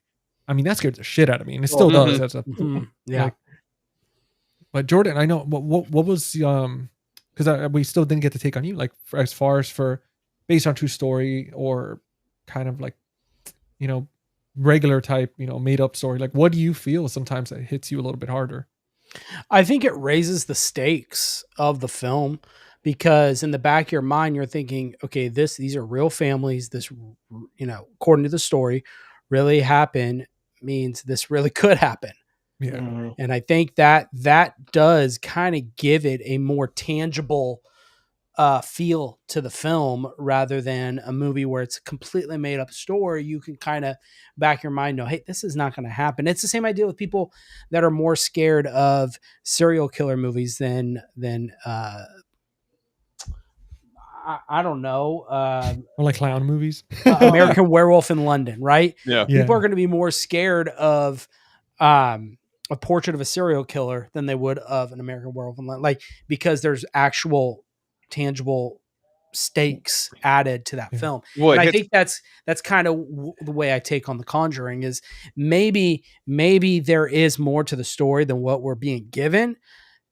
That doesn't take away from the fact that the Perron family really experienced something and we're seeing a glimpse into what could have happened. And that alone is scary. I think it hits closer to home, especially when you start, you were talking about like serial killer movies, paranormal movies like this or possession movies.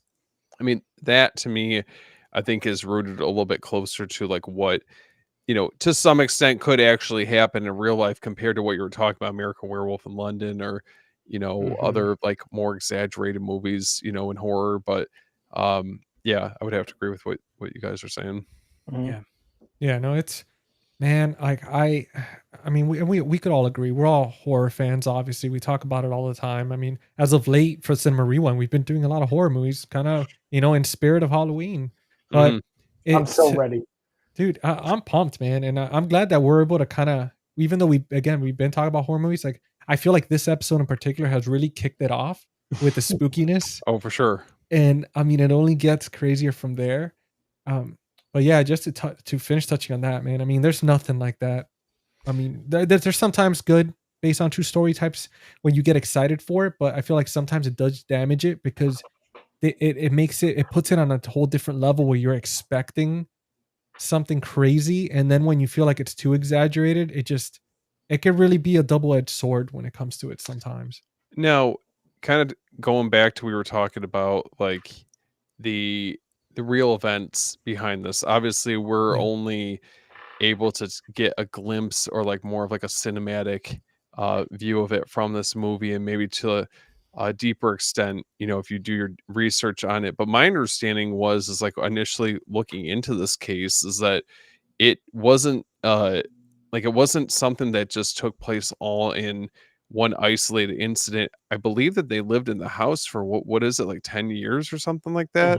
Yeah. So these incidents were happening for a long period of time and maybe to varying degrees, but I don't know. I mean, what's worse? Like you have this horrible, one incident, or dealing with this for 10, like a whole decade. You're dealing with these paranormal disturbances, and they were even saying when I was reading about it that when the Warrens stopped by on a couple of occasions, but when they did stop by, if anything, sometimes it made it worse. Yeah. which is wild to me. I'm like, okay, well, that's obviously, you got to distinguish fact from fiction. That's obviously not how they portray it in any of these movies.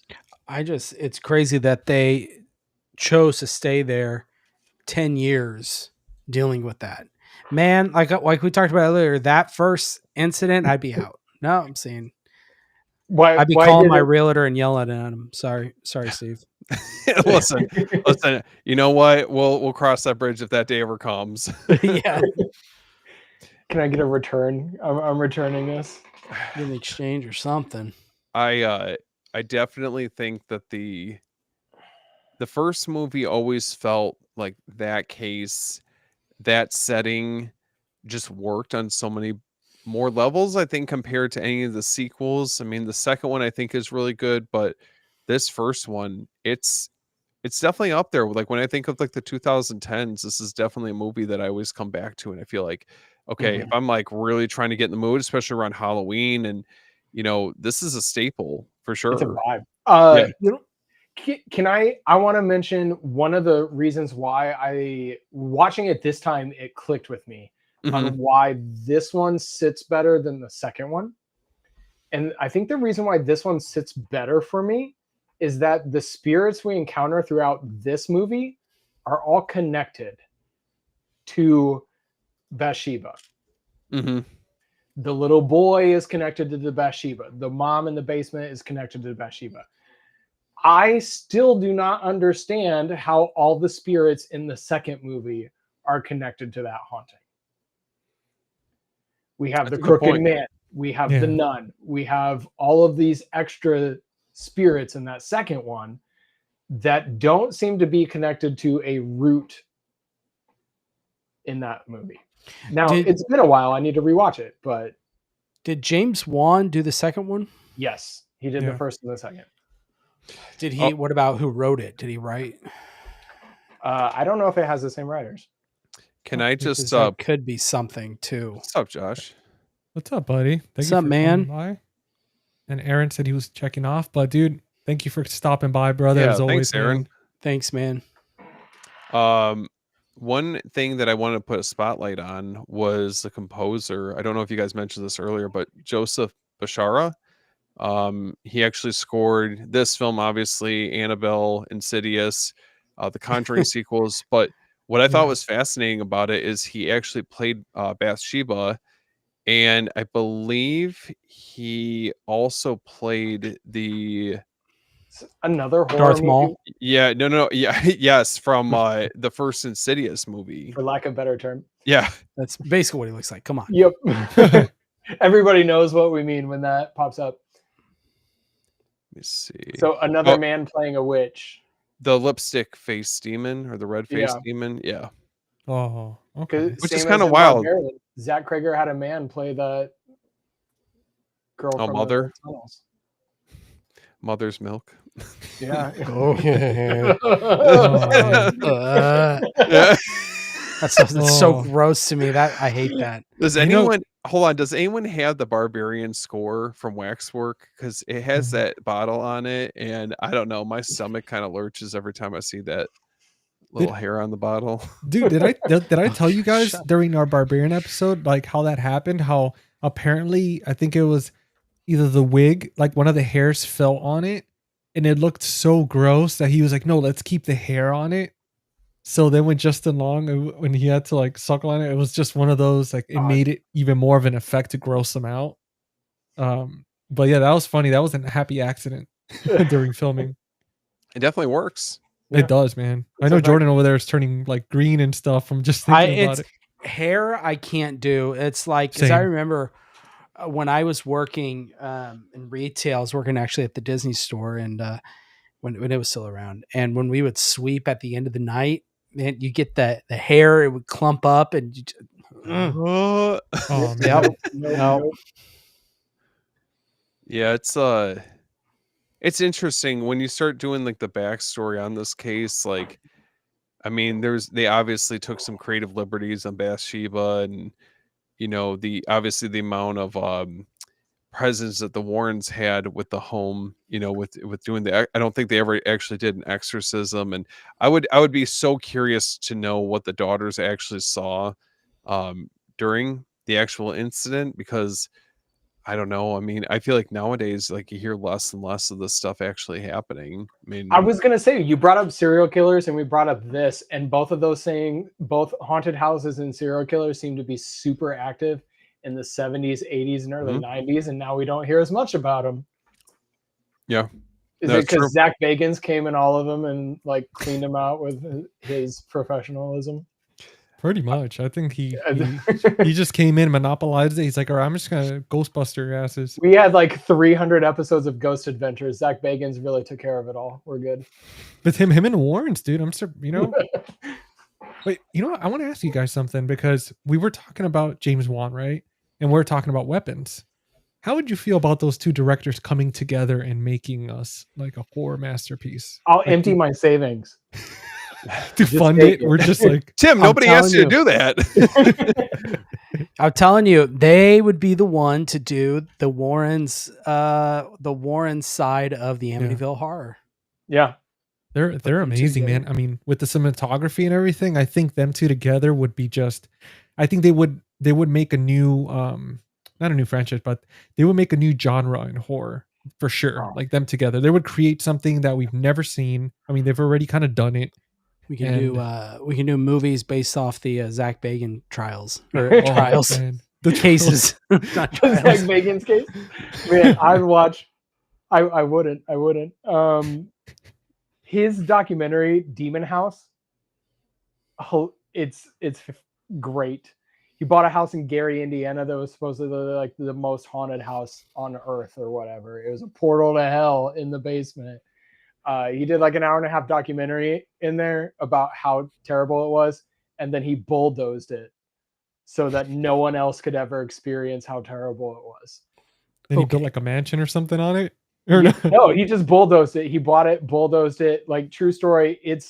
There was a Netflix movie based on the home last year. Ooh. I didn't care for the movie, but so I'll find the title.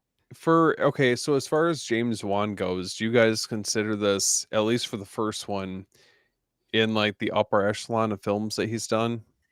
Oh, for sure. Nothing will top Aquaman, but yeah, this is a close second. This or Saw. Yeah. Jordan, are you really going to leave out Malignant? Oof. I forgot about that has a lot of Italian feels throughout that film. I love that movie so much. Early James Wan, I mean, he could not miss. Like this guy. I mean, you between don't this think Aquaman was his crowning achievement? Aquaman. I got to give credit where credit's due. The first one's at least good. I love the first Aquaman movie, but yeah, yeah. After that, I was like, what the hell? And it's funny. He always uses, I forget the actor's name. Patrick Wilson. Yeah. Yeah. I swear he has him in both. Obviously, we have Insidious. We have The Conjuring. We have him in Aquaman. It's like, damn, James Wan really loves this guy. Plays King Orm. Yeah. But I'm curious to see what he's going to do now that he has the Saw franchise back. Yeah. I don't know. I get to a point where, especially for those movies, I mean, I feel like, in all things considered, I feel like 10 actually ended up kind of redeeming the franchise for me, and so when they were talking about just like kind of like nixing the series, I was like, okay, at least it didn't end on a bad note. But yeah, of course, I'd like for him to kind of bring it back to what the first one was. Gritty, low budget, less of the torture porn, more of the like really thrilling puzzle box. Yeah, I feel almost like what 7 did. Oh, man. Yeah, absolutely, man. We'll have to do a cinema rewind Saw. Oh yeah, I was actually thinking also with the 4Ks coming out. Yeah, dude, and also next week I was thinking, because we had a plan for one, but I was thinking, I've been seeing a lot of talk about The Ring, or The Rings, like a lot of it for some reason on social media lately. is there something coming up? The Japanese or the US? I think it's US. Rings or Ringu? Which one? Yeah, I No, like, it's- I like the Japanese one. Spiral. I haven't seen the Spiral guy. That episode. I haven't was seen the my- Japanese ones either. I have Yeah. the box Oh. set from Scream Factory of Rings. The collection, Japanese one is quite good. Really? Well, as far as for quite good, how do you guys feel about ranking The Conjuring among modern horror classics? What would you say? I mean, because I know we talked about, Steven, you were saying earlier, like as far as for rating it up there. I mean, what? And we compared it to, again, movies like Sinister, Insidious, Paranormal Activities.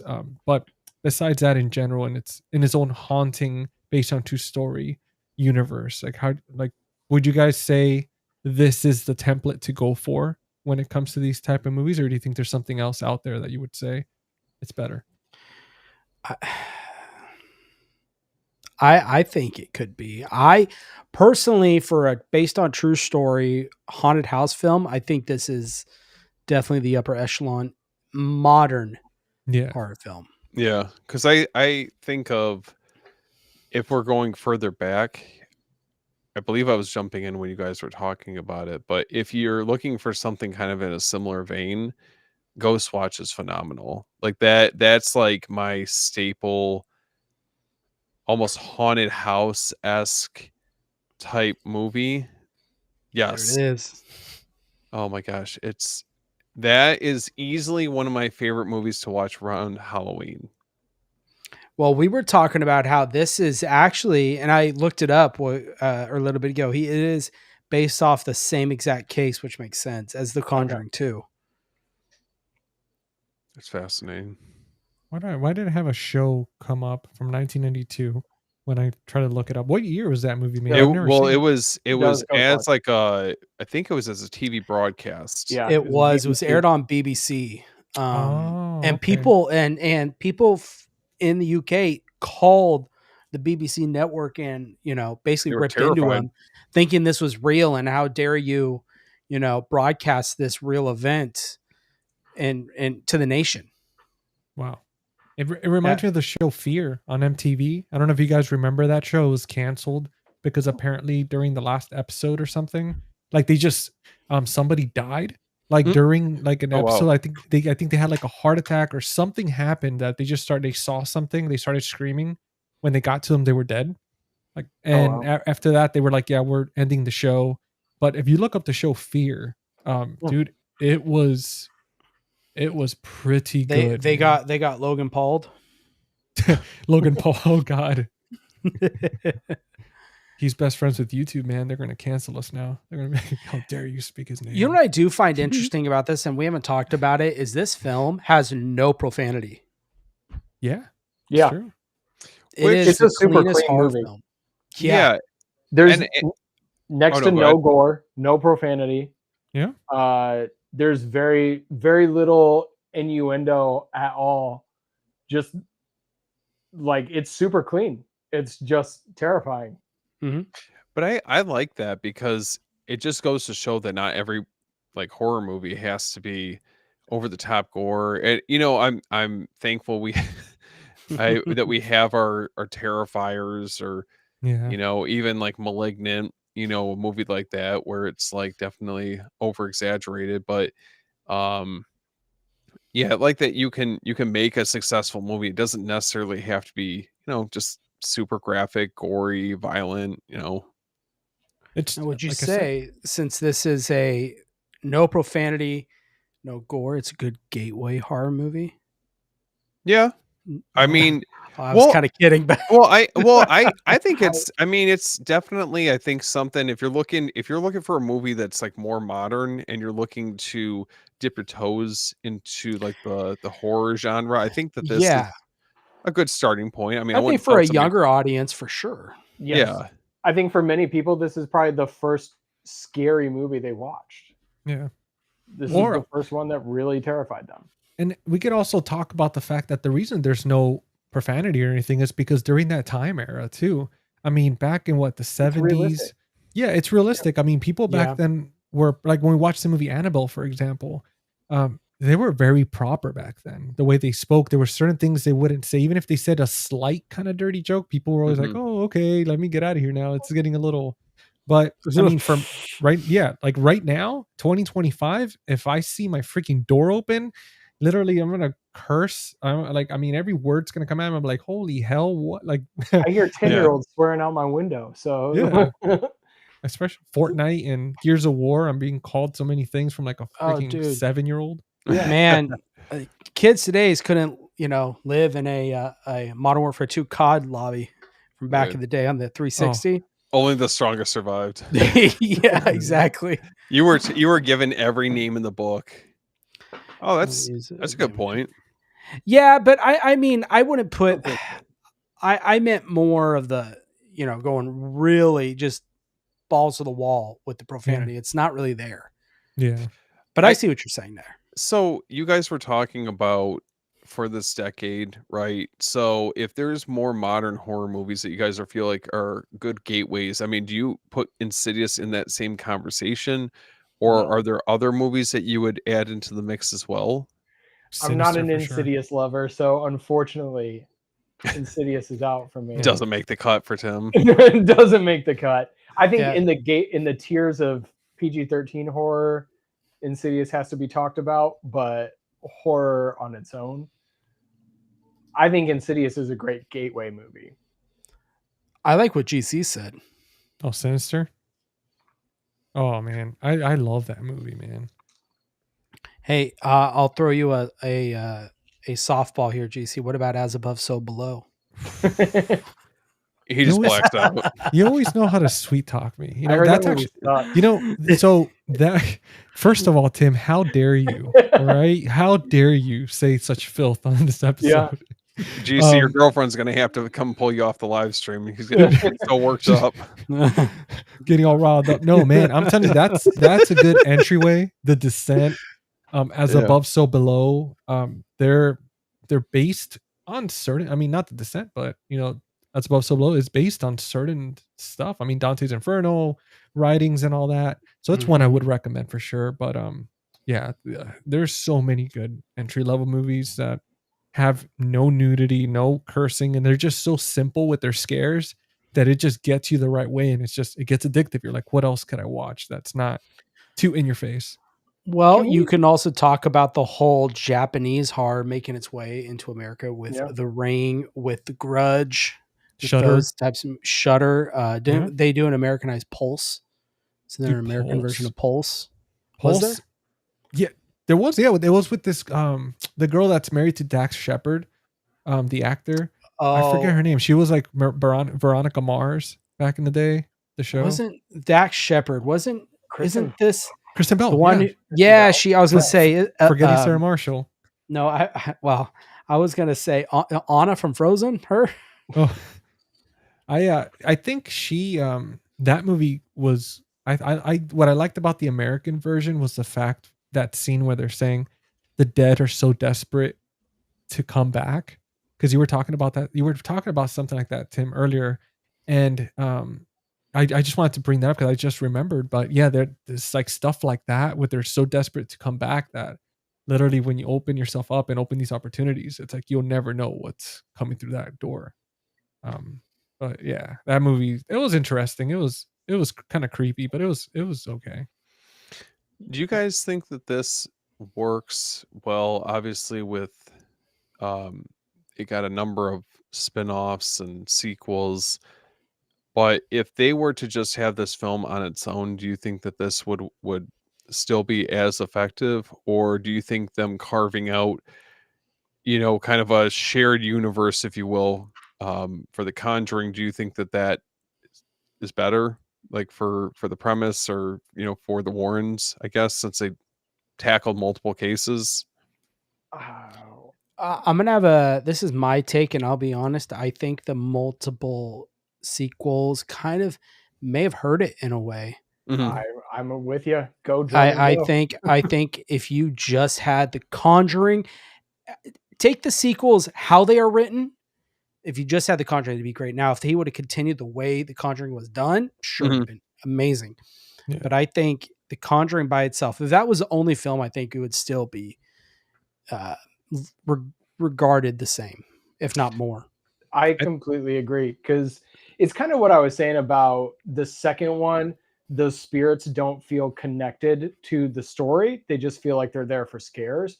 And that's kind of where the Conjuring universe went. We were doing, here's the Crooked Man, so we can do a spinoff. Here's the Nun, so we can do a spinoff. Okay, now we got the Nun movie, we got the Nun 2, and it became kind of like the Marvel movies where you got to watch them all, and the more there are, diminished returns on quality. Yeah. You know, I do think if we had just had The Conjuring, or maybe a Conjuring trilogy that had the Amityville movie in it, we would be talking about a masterpiece. We'd be talking, I mean, I still think The Conjuring is probably one of the more important horror films made in the last 20 years. I definitely think so. And I do think the expanded universe is part of that importance. You know, if the movie wasn't that good, that wouldn't have happened. I love when you said that The Conjuring came up behind you. It said literally The Conjuring 2. Oh, we've talked long enough. We're done with the first one, and now we're hopping on the second one. Yeah, now I lost my train of thought. Sorry, buddy. But sorry. Yeah, I definitely think I'm kind of with Jordan, and I think the numerous sequels and spinoffs kind of hurt this one a little, but Yeah. it's still a great film on its own, and people should revisit it. I even think with The Conjuring 2, I know that it's not necessarily as strong as the first one, at least for me.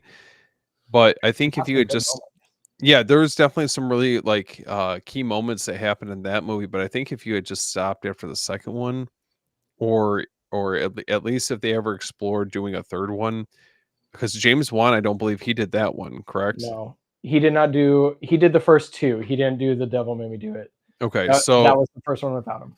Man, I just remember seeing that movie, and it felt like such a step down quality wise, and it just felt like it was missing a lot of like what makes these movies so memorable. And I think you take James Wan out of the equation, it just feels like that gets really stripped down, cheap jump scares, and it just didn't really resonate the same way. So can we talk about the scares in The Conjuring?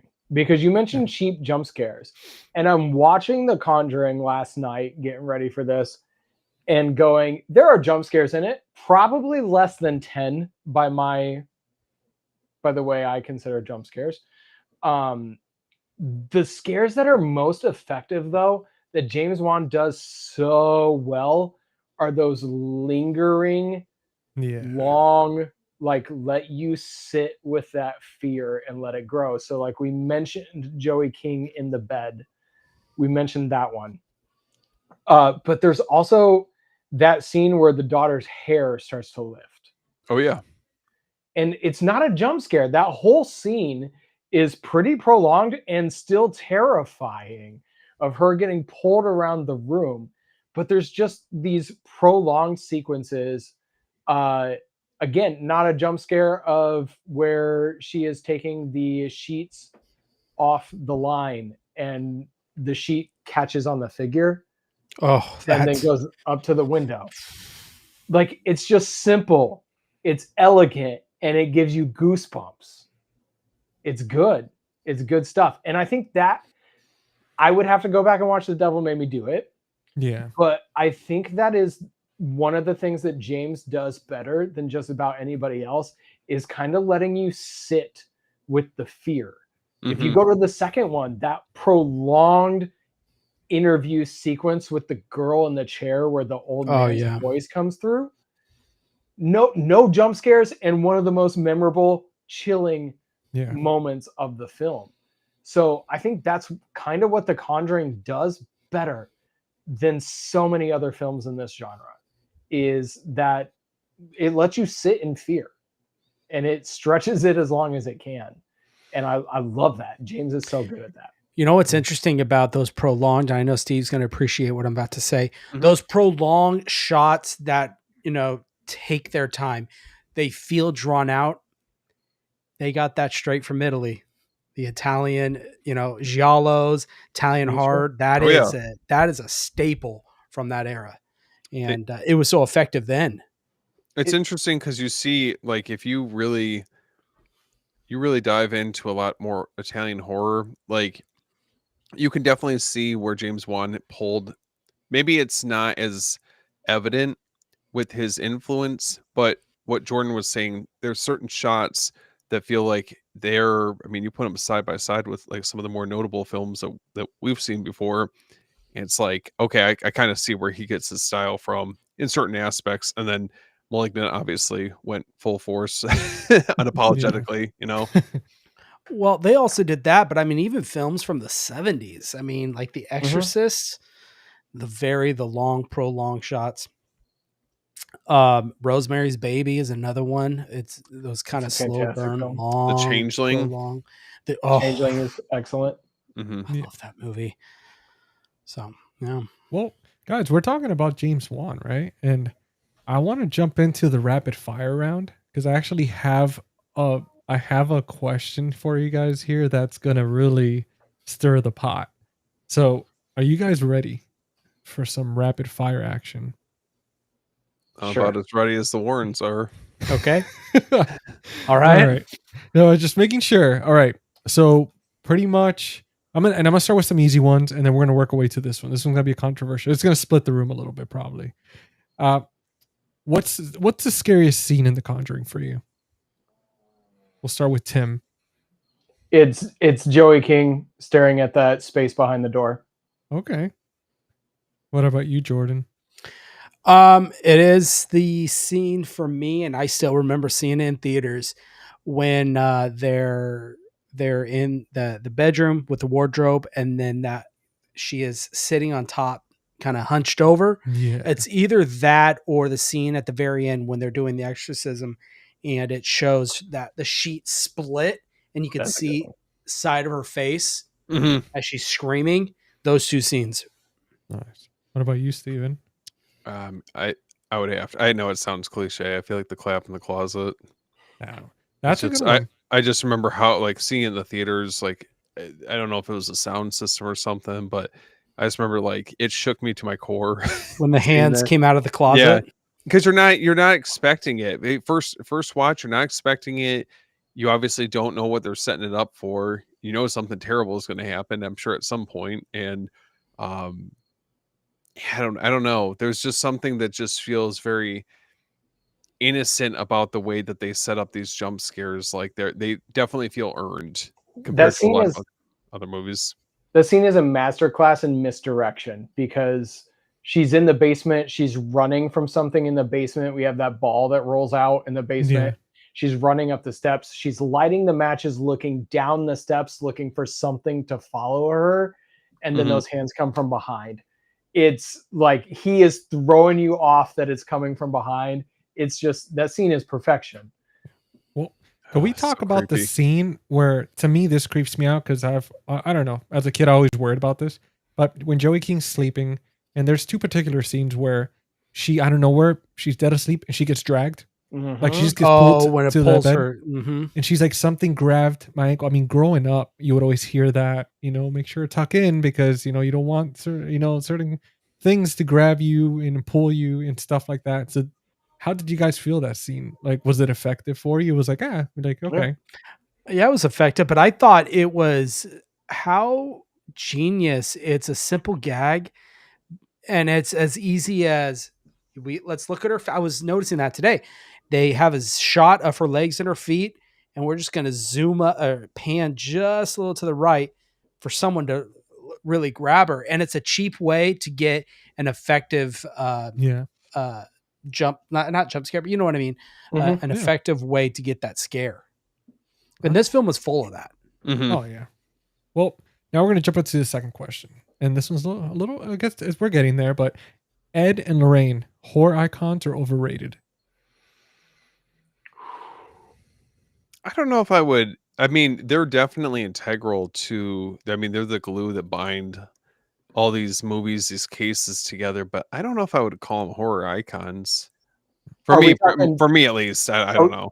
Are we talking movie Ed and Lorraine or real life Ed and Lorraine? I would say for sure movie.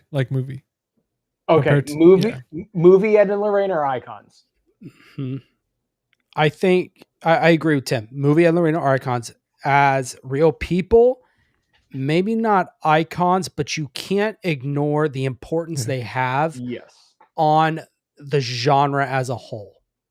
As horror, the theme of horror and exorcism and demonic possession, Ed and Lorraine Warren, they are very, very important to that whole brought and it to the integral to the whole mainstream. thing. Yeah. Exactly. Yeah.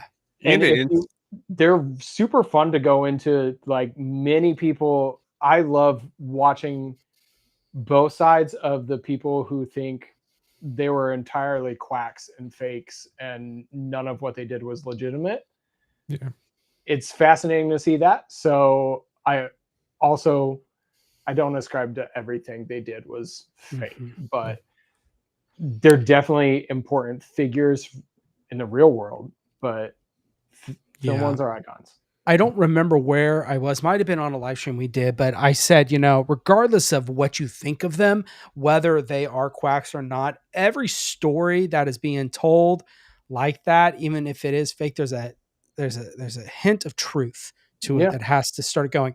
I wanted to ask real quick, and then GC, I'm sorry, I'll let you finish. No. Have you guys ever watched like tours, like walk through tours of their actual museum? I have not, dude. I've been dying. Dude, I'm going to tell you right now, there's not much in there that's scary. There's a couple things that are creepy, but there's this one kind of like folk horror looking statue tree thing. You want to talk about seeing something even through the TV and it's real because they're watching through these are real artifacts you're walking through. Watch it. Scariest thing I've ever seen. And I have a hard time. I've watched it a couple times, seeing those like little walkthroughs, and I have a hard time just looking at that thing because it gives you, there's just something there. We were Something talking ominous. earlier.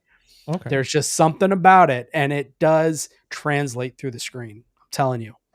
Dude, now you got me all intrigued. It's scary. It seems it's simple. It looks like it's simple, but there's just, I don't know, dude. There's something about it. For me personally, it's hard for me to watch. But anyways, that's all I wanted to know.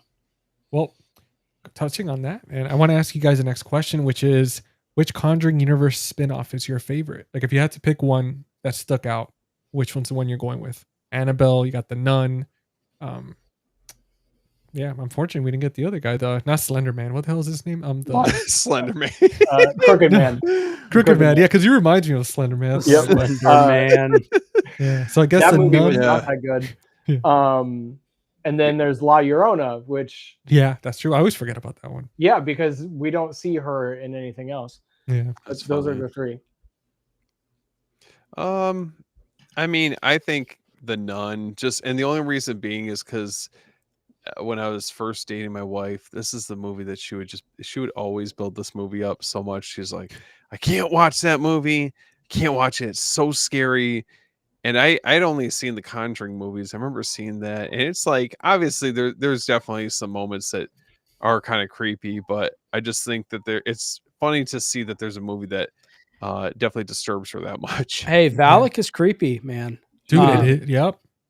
I would agree. The Nun, and the reason I say is because I think it's in the sequel, The Nun 2. They do a great connection to the first Conjuring at the end, where that guy Pietro, I think his name, or something like that. Yeah. If you watch in the first Conjuring, when they're at the school, doing a presentation, and they show a live exorcism, they talk about the guy. If you look, upside down cross starts to come out of his skin.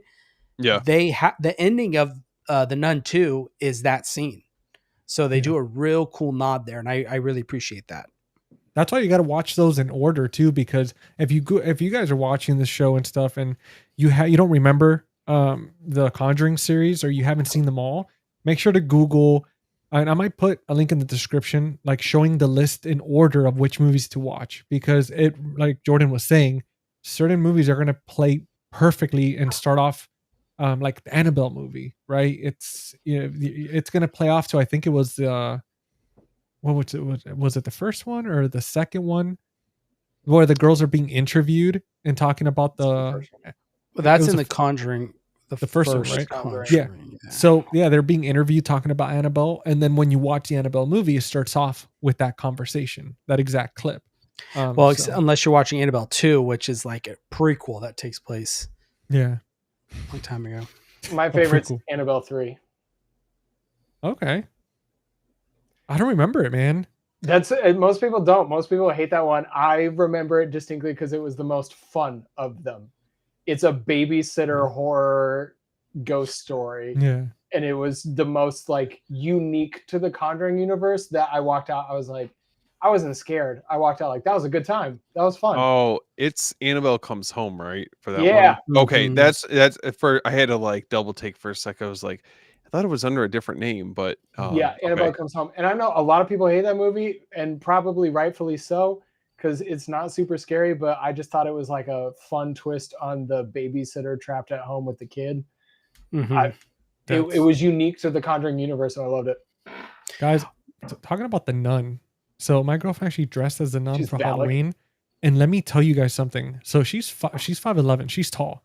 And when she dressed as the nun, and we went to 2 different Halloween costume contests, one for the city and one at a local bar, dude, people literally were just staring and just freaked out. And she looked exactly like her to the point where she won the contests, but people were just losing it. They were like, holy That's hell, crazy. like creeped out. That's But badass. I'll show you guys a picture. I was like, we need a picture of this. GC, what did you dress up as? I was Negan from The Walking Dead. Oh, that's fun. I just had a Should've- leather jacket in my motorcycle, so I was like, you know what, You should have went as the Green Knight, Dev Oh, Patel. dude, You look I'm just gonna like have him. to, Oh, dude, I'm gonna have to one of these days. To be honest, I was the designated photographer, so that's how I was kind of just following her around and doing the photos and stuff. But yeah, I have a question. Do you guys think you should watch the Conjuring movies? And I'm talking about the spinoffs and everything in chronological order, like as in like, so you would start with the Nun. Which one? The Nun.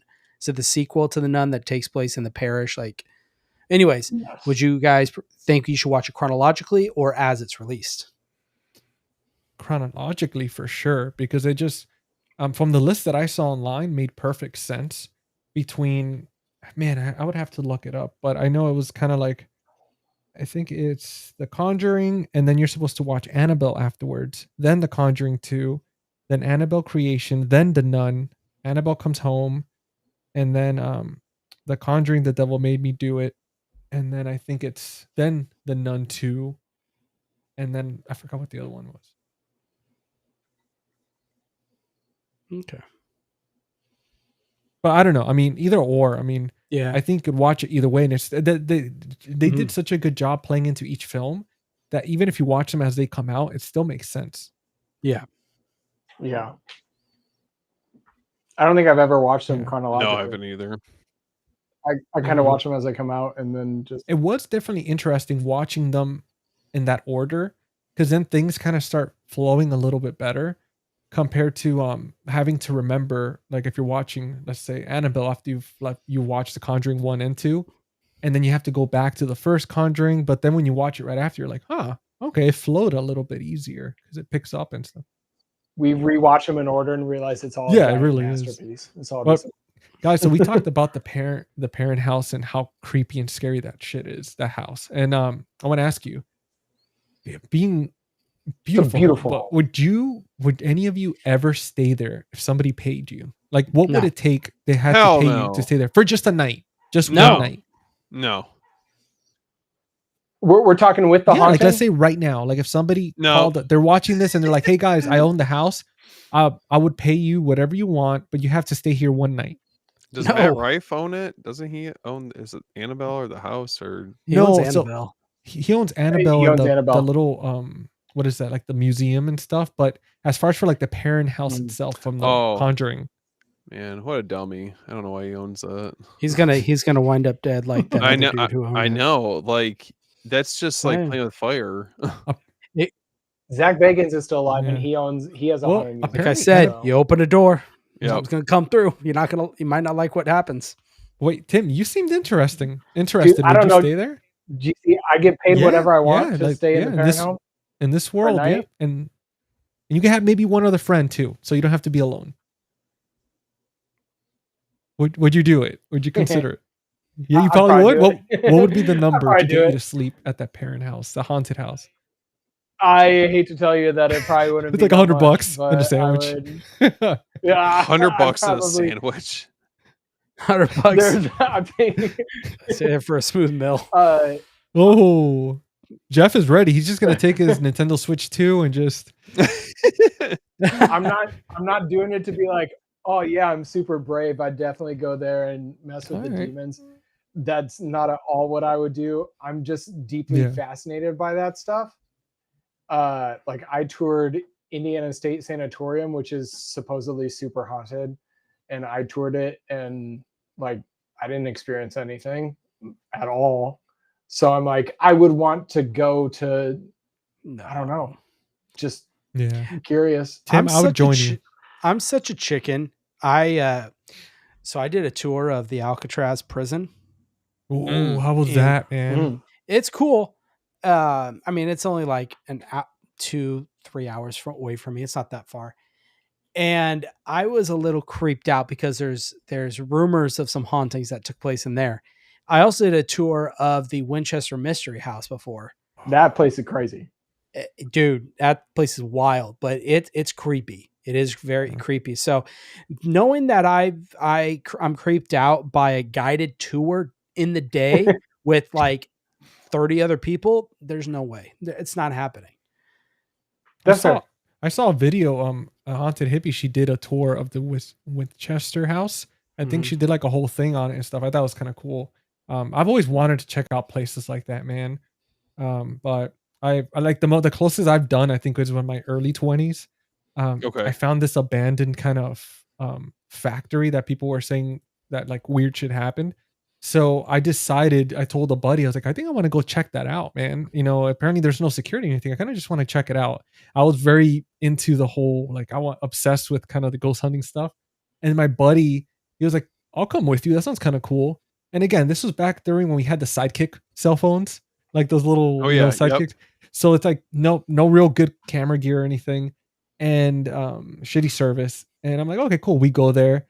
And I'm like, okay, this is kind of creepy. It's very weird. It's very silent. Like it's to the point where just like when they say if you're in the woods and everything goes dead dark, like silent, it's because there's like a bigger predator there. Yeah. That's what it felt like. You couldn't hear like nothing.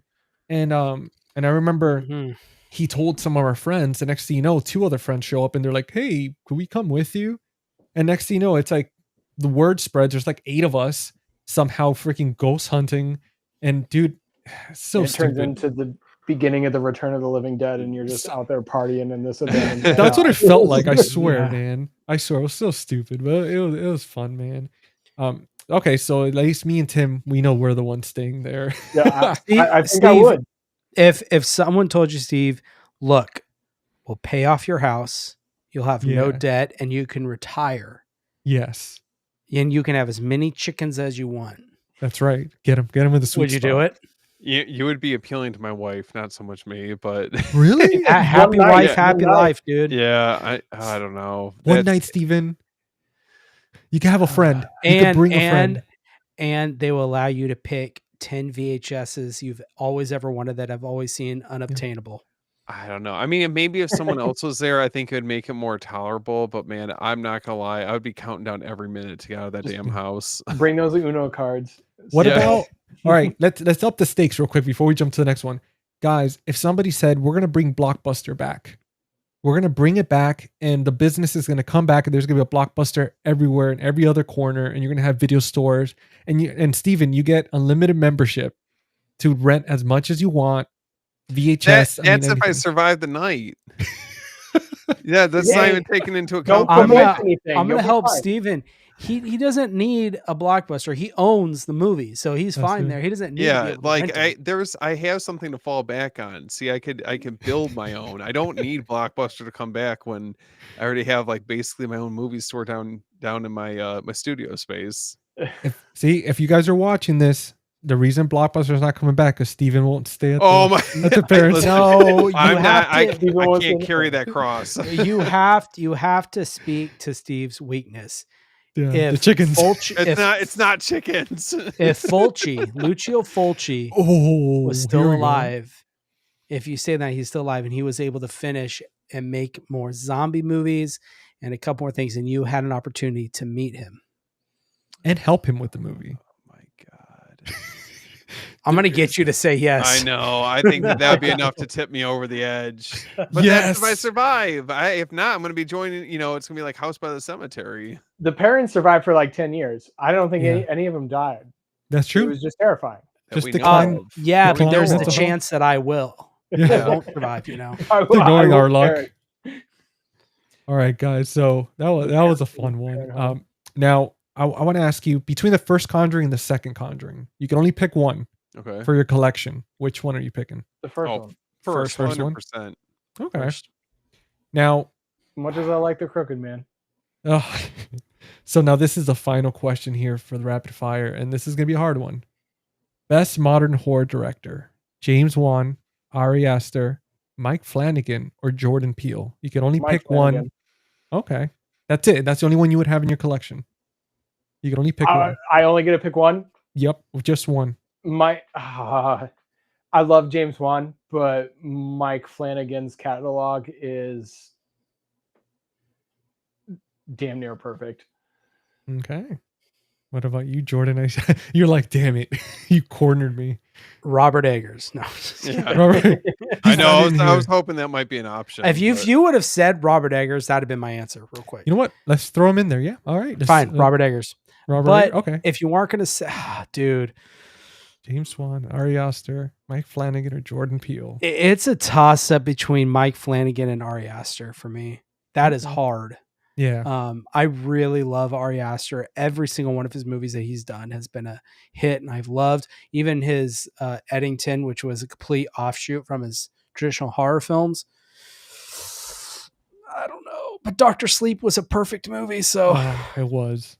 It's Dr. Sleep, but I could talk about The Haunting of Hill House. Oh, dude. Oh my God. I love for an eternity. I want that was such a good show. The Haunting of Hill House is a masterpiece. Episode 4, especially. I could do an entire.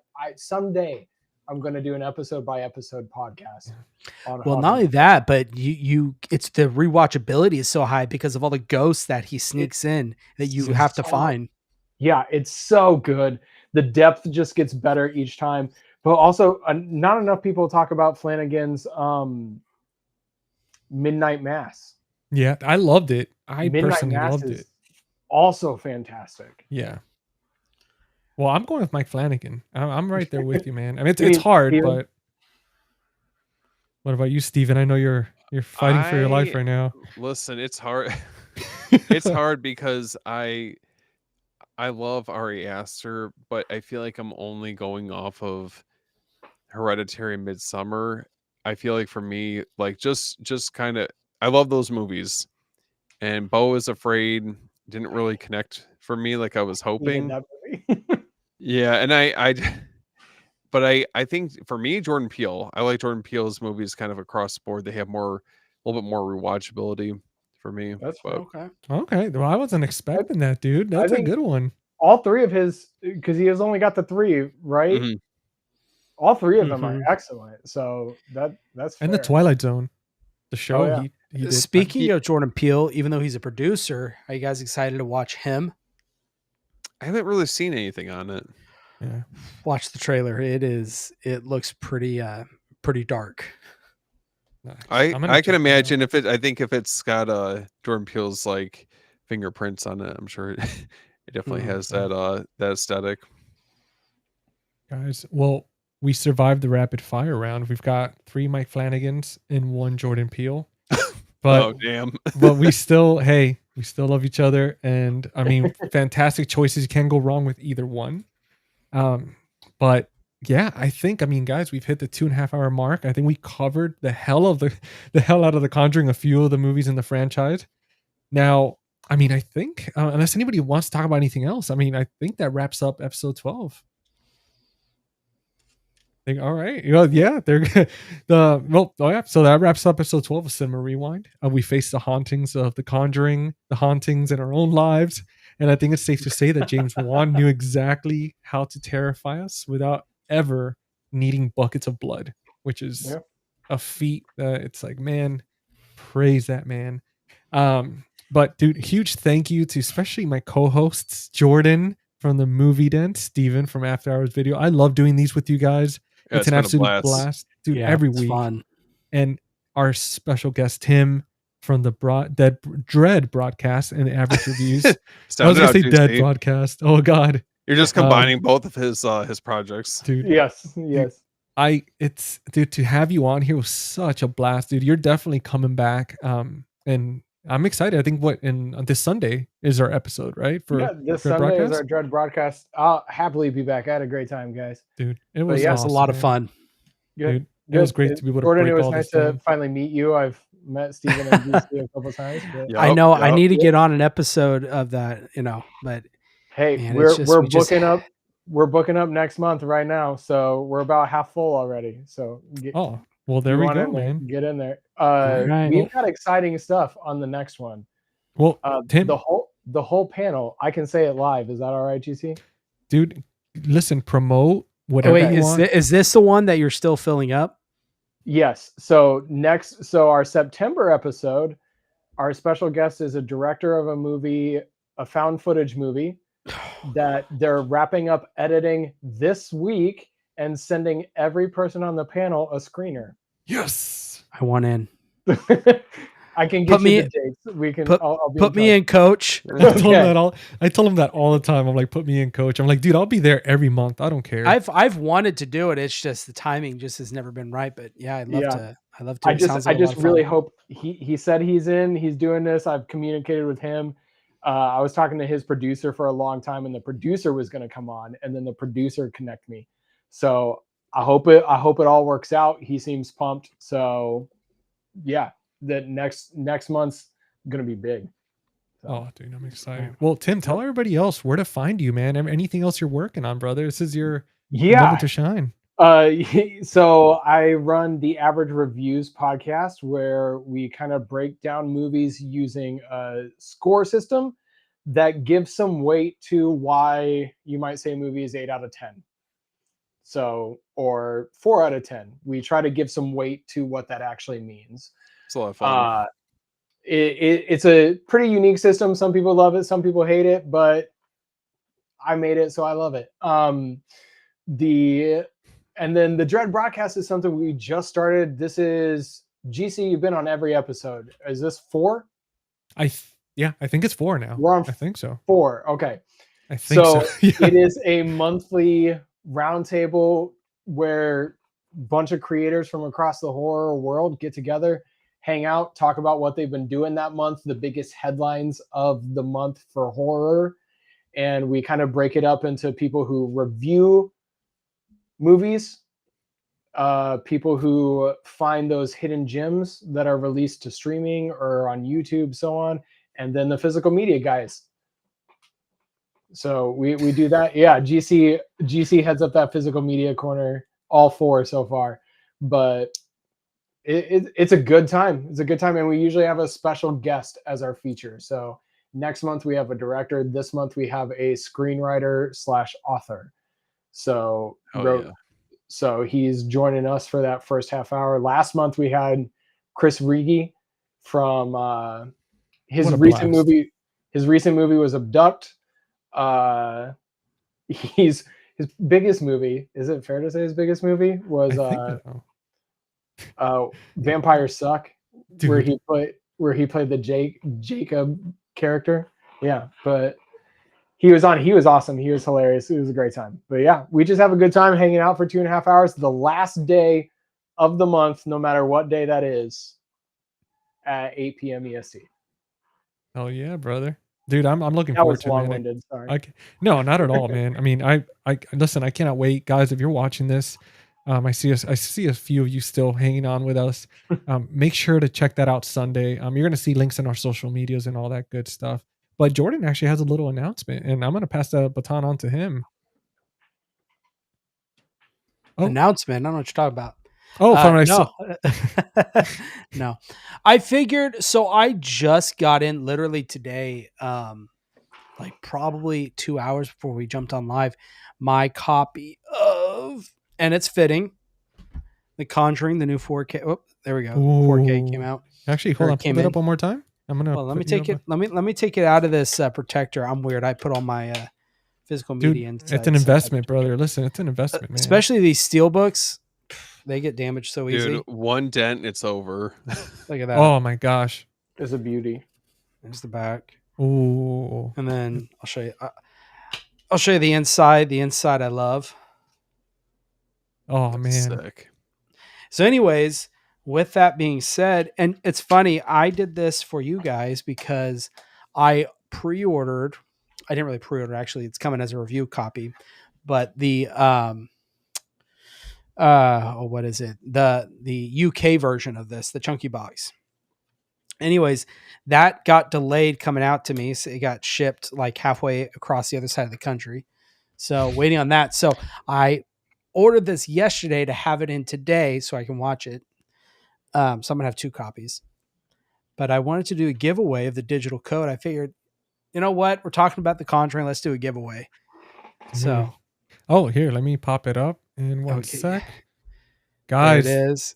there we go. Take a picture of it, memorize it, scan it. There we go. So if you guys want it, there is the digital code Redeemed. for the Conjuring. Sorry. Of course. Hey, Damn dude, you, got Tim. it. You got it. Chat was too Um, slow. I got it. yeah. No, I'm kidding. I did it, guys.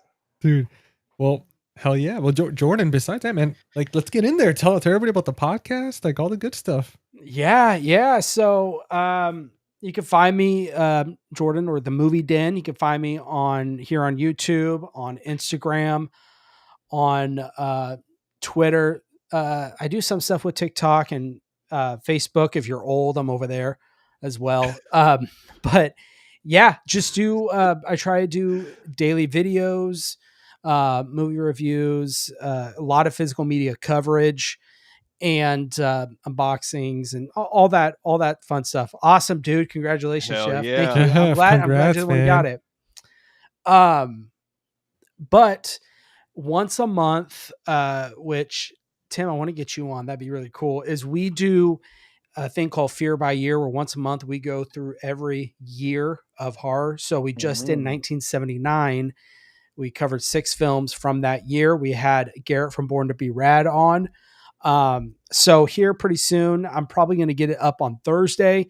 The audio from that live is going to go up on the podcast.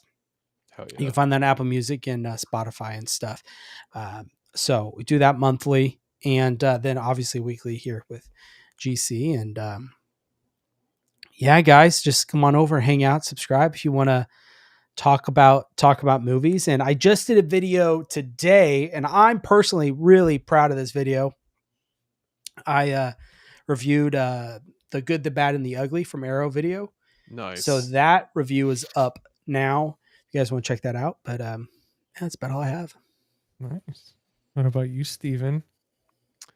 Well, you guys can find me at After Hours Video. I'm all over social media, and I have on Thursday, 10 p.m. Eastern Time, doing an After Dark live stream with Garrett and Mel from, Garrett from Born to Be Rad. So both part of the Rad Pack. Super pumped for that. And then outside of that, we got our Texas Chainsaw Massacre ranking that we have coming up on Beyond the Blood. So I'm pretty pumped for that. And then next thing you know, we're going to be gearing up for the Devil's Rejects, which is going to be here before we know it. So just getting ready to do a deep dive into that movie and all the special features, audio commentaries, all that good stuff. Hell yeah, brother. Well, guys, and then last but not least, myself. If you're watching this on my channel, I am GC, the host of Face the Movies and the podcast Friday Night Fright Night. As you've noticed, every single week we have a Cinema Rewind episode every Tuesday at 9 p.m. Eastern Time. And now, since last week, I started posting, instead of once a month episodes for the podcast, I'm actually doing every Friday. So tomorrow I'm recording the episode for this coming Friday, which is Event Horizon from Hell yeah. 1997. So it's going to be a deep dive. It's going to be a lot of fun. I have the video versions of the podcast on my channel. I just did Weapons, and it was Nice. a deep dive. So if you guys seen Weapons, make sure to check it out. Spoiler heavy. So I'm getting into that movie. So make sure to forewarned. And also, as far as for my videos as well, I have one on there recently from a haul that I did. I think I put that out about a week ago. But yeah, the podcast, you could find obviously YouTube, Spotify, Apple Podcast. And I actually made an announcement today. So if you go on my Instagram at Face the Movies, I am doing a giveaway. So for this giveaway, if I get to 500 subscribers, I'm going to be giving away the Arrow 4K box set of the Teenage Mutant Ninja Turtles. Oh, man. Yeah. And That's it. I might enter. dude, so excited for that. And obviously it wouldn't be possible without my friends at Valoria Video. They partnered with me. So once I get to 500 subscribers, we're going to go ahead and do a live stream. You're going to see some of these familiar faces hanging out with me celebrating. And we're going to do the live. We're going to pick the live winner on there. We're going to use a little wheel of fate and pick somebody random. And Valoria Video is going to ship out that box set once it comes out. Now, guys, in the meantime, if you do want to order something, make sure to check them out. You get 10% off of your order if you use my code FaceTheMovies10. And for any reason, if there's nothing on there that you're looking for that they have, I mean, listen, go ahead and support Jordan. Go to the movie room, support them as well. Fantastic people. Movie Den 10. You get 10% off your order. And I mean, you got two great companies on here, phenomenal people. And let's support physical media, small business, of course. But yeah, you have those codes on there. So Movie Den 10 for the movie room and Face the Movies 10 for Valoria Video. Nice. Now, to enter the contest, all you have to do is follow me on YouTube. Well, follow me on Instagram and follow Valoria Video and go ahead and subscribe on YouTube. Once you've done all these things, if you want to share the reel, you can.